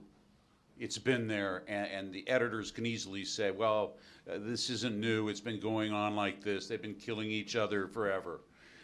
Yemen is new, and it's not getting any coverage either. As I noted earlier, so many international stories are going unreported on American 24-hour television news. That's not to say that other places aren't giving it coverage, but that's just the reality in that one particular area. So, I mean, to your point, yes, I mean, you can see why it's down the priorities list. But what's going on in Gaza with the shooting here, this isn't just new. This is new and frightening.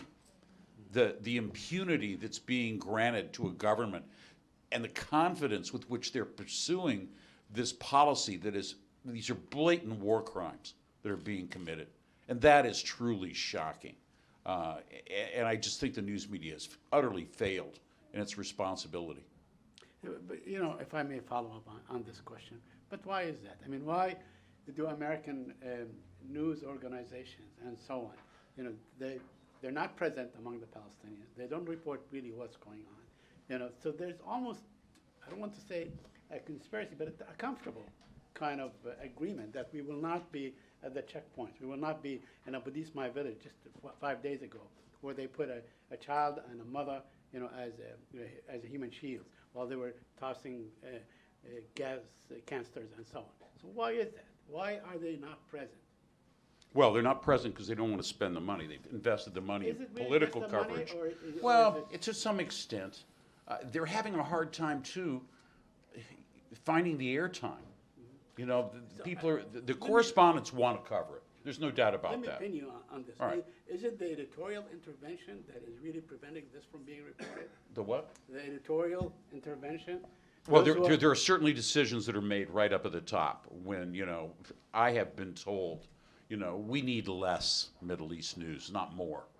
And you try to make your case for a story like what you're talking about, and you have the video to support it, and you want to tell this story, and they look at it and they go, too much trouble. You know, you're trouble, and this story is trouble. And that's the way that they feel.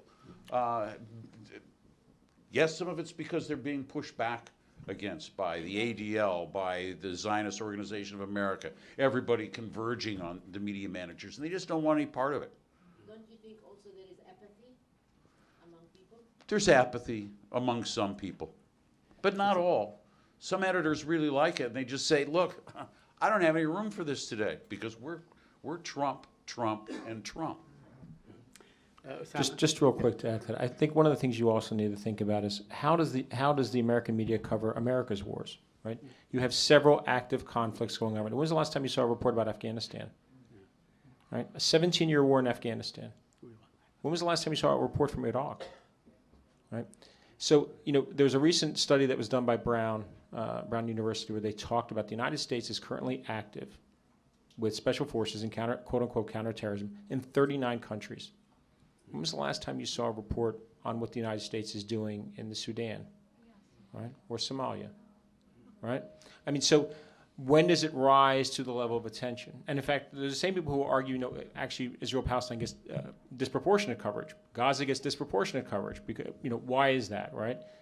And if you look at what the situation is, and you know, you have U.S. troops who are currently based inside Syria, right? You have an active war in Iraq, in Syria, in Afghanistan, building the drumbeats for war in Lebanon and in Iran, and how much coverage that actually getting versus, you know, some insane tweet that the president sent at I have 3 been a.m. instructed that we only have 5 more minutes, so I'm going to go to you and then to you.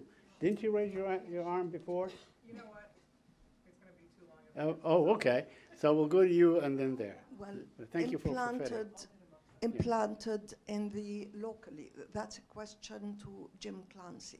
Implanted in the subconscious of the American layman, the man who's too busy to be sophisticated and look for the news and research the history of the Palestinian and the Israeli conflict. Israel is portrayed as a victim, as Gaza. They are the victims of just listen to Cruz when he was campaigning the last few days. He wanted to protect Israel from the, I mean, all those children, everything you described now as, you described it yourself as abuse of, and putting a nation above the law. anything that's definitely the result of years of news outcome, news result. Can it be any hope of reversing this? I think that young people are coming to recognize what the real picture is. I think that the older people that you're talking about are almost a lost cause. It's very difficult to, unwind all of that. But I think that the young people are looking to examine it themselves and make up their own minds. And that's a good thing. And we should help them by supply them good, honest facts. Okay. Almost the last question. Thank you very much. This is Yes, I for know you. Yes. Osamah Khalil and anyone else that wants to comment on this. You spoke about Sheldon Adelson's support for Christians United for Israel. Can you fill in with some detail what percentage of the support they provide? What amounts of money are you talking about? And where are you getting your facts on this, and how long has it been going on? It's been going on since actually he stopped funding AIPAC. Right. Just to show the shift. Yeah, so I think it's, he got angry at AIPAC back, I think, in 2007, because AIPAC had come out and there was a push to cut off funding to the Palestinian Authority. All right, and AIPAC said, no, just like we talked about, no, don't cut off funding, especially security funding. He got angry, pulled his money that he was giving to AIPAC, and instead started funding Christian evangelical organizations, including John Hagee's. On the amounts, I'm not sure about the amount, but they're not shy about it, right? Hagee is not shy that that's one of their major funders. They've met. You can look at ProPublica is one of the major sources for this, as well as if you're looking at how much money he's provided to elections, OpenSecrets.org does a great job of that. But a number of organizations have written on this. There's some really good writing by Jane Mayer in The New Yorker, all right, on Sheldon Adelson and over time what he's been trying to do, all right, especially if you haven't read her book Dark Money, I'd highly recommend it. That book actually focuses mostly on like the Koch brothers and pro-business Republicans. For Adelson, he gets it both ways. I mean, he's a one-issue guy in terms of Israel, but he also gets the benefits. For instance, there is some reporting from ProPublica and the New York Times that he benefited from the tax change, anywhere from $700 million to $1.2 billion. Right. So this is just. I mean, he's giving at least 13 million. Yeah. Right, he's giving. I mean, this is pennies, right? If you're getting back, if your company's getting back $1 billion, you can. And he's spreading his money everywhere, right? I mean, if you look at this, includes. I wrote a couple pieces in Al Jazeera on this. I did something for Shebeka on this before the election, so you can start to track his money, which includes the funding of think tanks, the funding of universities in Israel, the buying of newspapers both here and in Israel. Right, so he has no problem spreading his money around, and including he pops up, if you haven't watched the Israel Lobby documentary, I highly recommend it because you see that he pops up again in funding the Israel Project. So he has no problem spreading his money around, especially for those causes that he believes in, and he sees this link between Christian evangelical organizations and Israel, but also candidates who can appeal to both, like Ted Cruz. So Ted Cruz was a favorite of the Adelsons, as was Marco Rubio. The Adelsons did not back either one in the 2016 election because they didn't think they could beat Trump. There is some reporting that it took the intervention of Jared Kushner to kind of convince Adelson. Remember, he and Trump come from similar backgrounds, right? Trump's the fake billionaire casino guy. He's the real billionaire casino guy, right? Mm-hmm. So he kind of saw, according to some reports, he saw Trump as kind of a pretender, kind of like everybody saw him, a carnival barker, right, reality star. And apparently it took Jared Kushner's intervention to explain to him, no, he really does love Israel and he believes in Israel and give him a chance. So there's a lot of information out there. I would just check those sites, check those guys out. Last question, right there. Mm-hmm. Hi, I thought about this question for you, Miko, but I'm thinking Ali and Osamah or Jim may want to weigh in on this a bit because it's not something that's talked about very much. Think about, I don't know what we call it, pre-1967 Jewish Israel. To the extent that there is resistance to its own government's policies, how do we out here who are working on this relate to them? How do you see any kind of resistance going on inside Israel? I'm not talking about Palestinian, Arab, but Jewish. We're talking about the peace movement? Yeah, right. Or yeah, we don't talk about that much anymore. It doesn't really. Well, we don't talk about it much anymore because it doesn't exist. It doesn't exist, right? And the reason it doesn't exist is because Zionism is incompatible with peace, with justice. So the Israeli peace movement was a Zionist peace movement. In other words, they were perfectly happy to protest and to talk about peace within the Zionist paradigm. I'm talking about real resistance, like Zochrot or BDS from within. You know, those 10 or 12 people who were actually. Well, yeah. Okay. Well, then there are 10. Okay, so that you've got Zochrot, which is really an NGO. It's not really a resistance organization. It's a wonderful organization that gives tours and really commemorates the destroyed villages and towns of Palestine. And they've got a great website and they've got an app. It's called Zochrot, Zochrot. So you should definitely look them up. And if you go to Palestine, you should contact them and just pick any place in the country. I was just there, and I took a few friends and we went all the way up to the north and looked at some of the horrible stuff that took place. And they keep track and they not only keep track, but they also update, because there are new revelations about about massacres that took place and so forth. So Zochrot is one. It's not a resistance organization, but it's a commemorative or remembrance organization. There are a few secular Israelis that refuse to serve. There are thousands of Orthodox Jews who refuse to serve, which I think they're fantastic, but they get little attention. There's a small group of boycott from within. I mean, am I missing anybody? I mean, we're talking about soldiers, the veteran soldiers. Yeah, so there's breaking the silence. Break the silence. I mean, we're talking about very, very small group of people. The question is there some way that we can help? Is there any part of the movement that relates to anything going on inside Israel? I mean, the answer may be no. There's nothing significant. I mean, if you go to any of the events that take place in the West Bank, you're going to see. If you go to Bil'in, to Nabi Saleh, to any other place that things takes place, you're going to see the same people. It's a small group of people.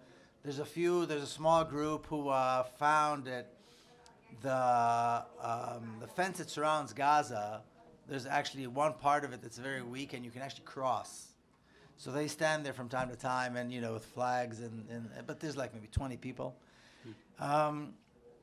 This goes back, I think, to the remarks that I made earlier. We're talking about the Israelis are a creation that were built and educated and indoctrinated on racism and this unique seclusion. And so to them, what is happening in Gaza, what is happening in all parts of Palestine, actually, which I think is equally horrifying, is fine. And as we can see, the only complaint Israelis have against their government is they're not killing more. That's the attitude. And you look at, like I said, I was just there. Listen to the Israeli news. There's several Israeli news channels, and they got news all the time. They make Fox News seem progressive. I mean, they are horrifying. And there's no dissent whatsoever unless it's to say that Netanyahu is weak on Hamas. To say that the army is not hitting Hamas and hitting Gaza enough. That's it. To look for signs of hope within Israeli society is really not going to do anything. I think okay, we have come to the end of our Q&A part, and now I want to go to the panelists and have each one of them take a minute and just sum up your thoughts and so on. We'll begin with you, Osamah, then go to Ali, then Miko, then to Jim. Well, again, I just want to thank the Palestine Center for hosting this great event. I want to and I'll end on Miko's point that I think it's deeply troubling if there are so few voices inside Israel that we can kind of reach out to, right? Especially from a BDS perspective, because if we think about isolating Israel, which Israel's isolating itself, I think it's important, right, that we try and identify some of those groups and work, however small they may be, to hopefully build a nucleus. But we can't ignore, and as an American historian, you can't ignore the fundamental role of the United States here in this. Not only, and the role of U.S. global power and the role that Israel plays in connection with U.S. global power, including in the Middle East, and these designs for even increasing its power and increasing conflicts around the region and the globe. Please, everyone, stay where you are. We'll be done very soon. Ali? A few years ago, when I went to South Africa for the first time, I met one of the veterans of the ANC who happened to come from a white Afrikaner background, from a traditional Afrikaner family. But at the age of 18, he joined the resistance because he didn't want to be drafted into the South African army, which all whites had to do, similar to Israel. And so he joined the no conscription movement. And he said at that time, really, the white resistance to apartheid, he said we could fit in a phone box. There were very few people. What began to cause the change in South Africa was the external pressure and isolation, because that's what makes people, as long as Israelis are comfortable with the status quo, there's no consequences, they're being rewarded internationally, the EU keeps lavishing funds on them and apologizing to them. Why should they change? Why should they stop? So the only thing that can increase the space for dissent in Israel and the questioning is to isolate Israel. When Israelis start to pay a real price, then they will start to question the status quo. And that's what our comrades tell us there. They say the thing we want you to do to support our work is to boycott Israel. Yeah, I'll second that, and I don't want to, it sounds, this whole last kind of few minutes have been kind of gloomy. I think we need to, I think we need to remember two things. Number one, Palestine and Palestinians are like an injured human being that is bleeding to death. Solidarity, standing up with keffiyehs and Free Palestine t-shirts are not going to change anything. What is needed is urgent action, urgent care, and the only urgent care and the urgent action that we are capable of giving is joining the resistance. Joining the resistance. Whether it's BDS, I think BDS, for all of us here, is probably the main platform. But visiting Palestine, visiting the activists, working with activists on the ground in Palestine, whether it's the Negev Desert, whether it's in the Galilee, where it's in the West Bank, or whether it's in Jerusalem, there are lots of great activists who are doing incredible work and are being targeted, and their kids are being targeted by the Israeli security forces. I'm not talking about visiting, the Muqatta'a and the PA. I'm talking about real activists on the ground. And we need to act. And the sooner we, people say, well, is it realistic to expect that Palestine will be free one day? Well, that depends on if we get off our backsides and do something. It's not going to happen on its own. So I encourage everybody to get involved. Stop talking about solidarity. Talk about resistance. Talk about Palestine as Palestine. Stop calling it Israel, Palestine, Palestine, Israel. I think the terminology is important. And at the same time, maintain the hope. I mean, look at what people in Gaza are willing to do because they believe that there is hope. Otherwise, they wouldn't be doing what they're doing. We must sustain the hope. We have a responsibility to maintain hope and then act for it. And the only hope I think that we can expect, or the best thing that the thing that we need to be hopeful for, is a fully free Palestine, fully democratic, free Palestine with equal rights, and that should be the thing we fight for. Jim?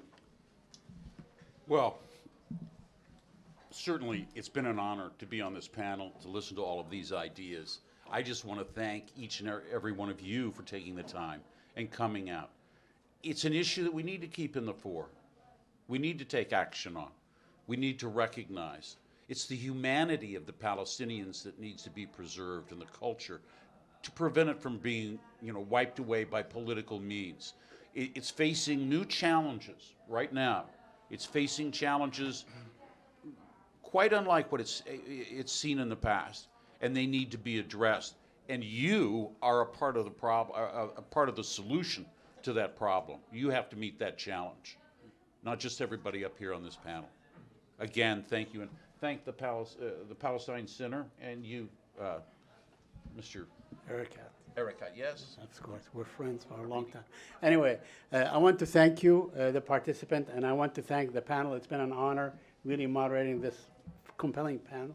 And I want you all to stay where you are, the panelists, while Dr. Subhi gives a closing remark. And thank you for the Palestine Center, and thank you, Dr. Subhi.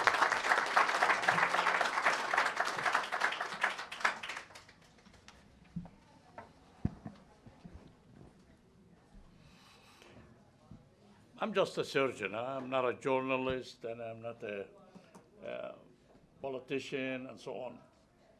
But I assure you that I learned today a lot. This has been a fantastic set of panelists who have been clear, direct, unapologetic, and to the point. You may disagree with some of their views. Personally, I didn't find much to disagree with. But let me first, I have some closing remarks. I want to thank all the panelists who have spoken here today. It takes a lot to prepare for this conference, which is to provide an update on where Palestine is today. You've heard from the Palestine ambassador to the state of Palestine to the United Nations and the Jewish nationality law. I do want to thank the two moderators, Dr. Eid Mustafa and Said Arikat, for an excellent job. But I also want to thank, first and foremost, the staff that have worked for the last several months in order to put this conference together. And I hope that you will join me in giving them a round of applause. The Jerusalem Fund and the Palestine Center is directed by a volunteer board of directors. And over 2/3 of the board are here today. Some were here and had to leave. And I would like very much for them to stand up and be recognized also. Please, stand up.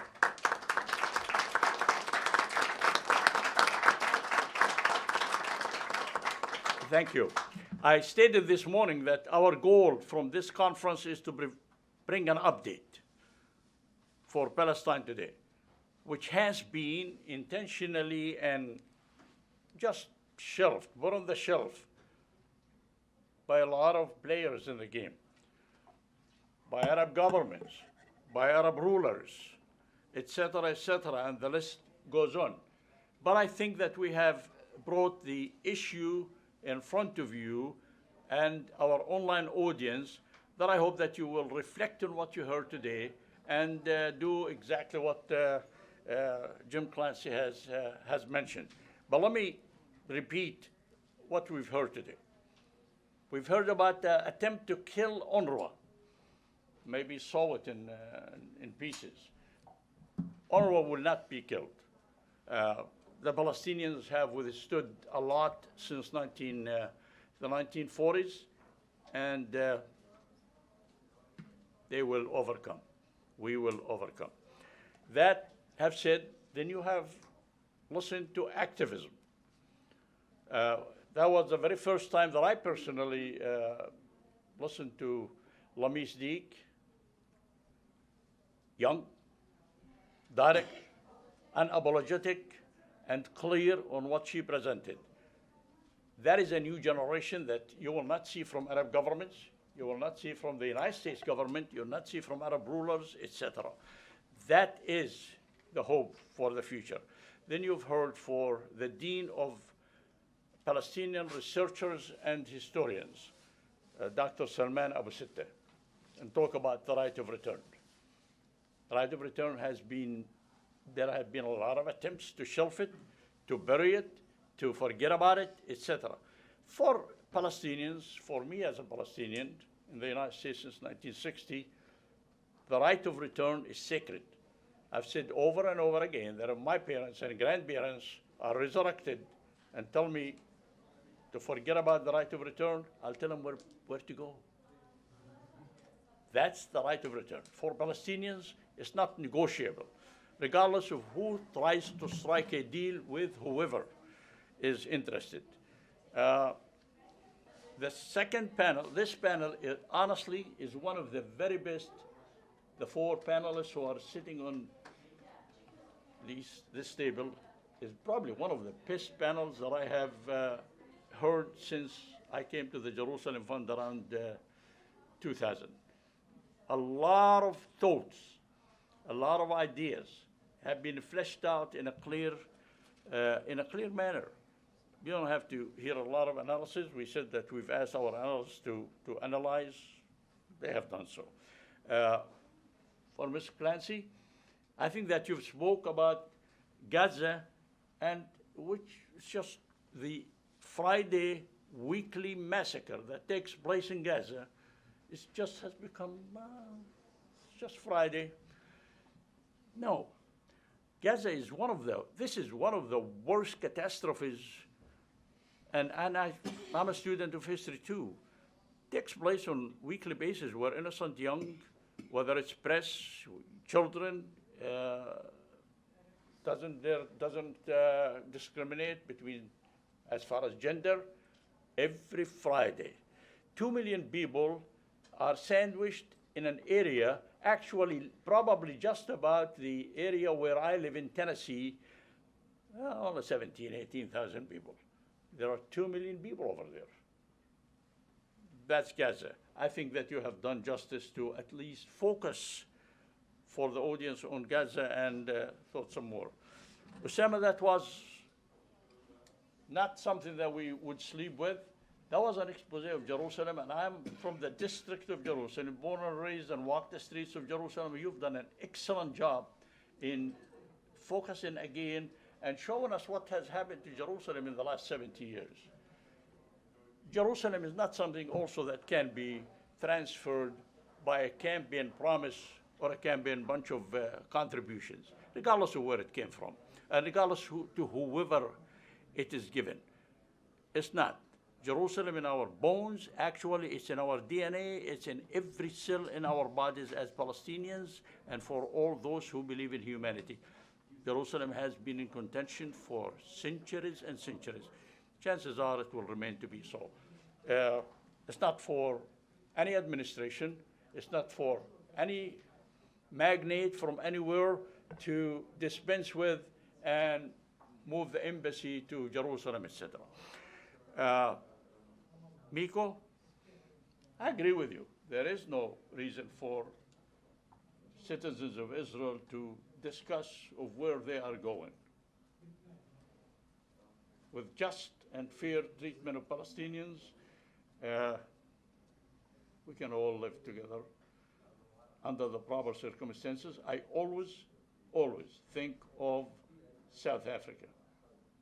Discussed that with probably many times and had the advice and guidance of Bishop Tutu and so on. Last but not least, Ali Abunimah. Very apologetic, very vague. You always wonder, where is Ali coming from? Where is he saying? Now, I've been listening to Ali for a long time. Very direct, to the point, very unapologetic, willing to defend his analysis, willing to defend his views, have written about probably one of the most credible thoughts that Palestinians actually threaten. Well, if you don't do that, we're going to go to the one-state solution. Ali Abunimah wrote a book about the one-state solution several years ago. Again, I mentioned that I'm a surgeon, and true, and sometimes it takes me a few days before I have to catch up, and so on. But when I really want to catch up, I go to the electronic intifada and to the email in order to see what are the highlights that I may have missed over the last several days.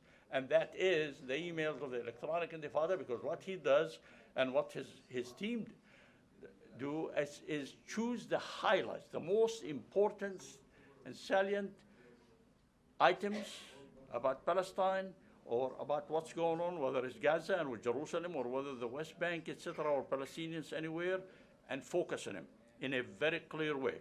I hope for those of you who care to follow the electronic intifada. Thank you. We set out to do something. As for this conference, I hope that we have succeeded in doing so. And I hope that that was thought-provoking. For me, it has. For you who have stayed here and listened to all of this since 9 o'clock, I admire you and I thank you, and I hope that you will continue to be friends of the Palestine Center. Thank you.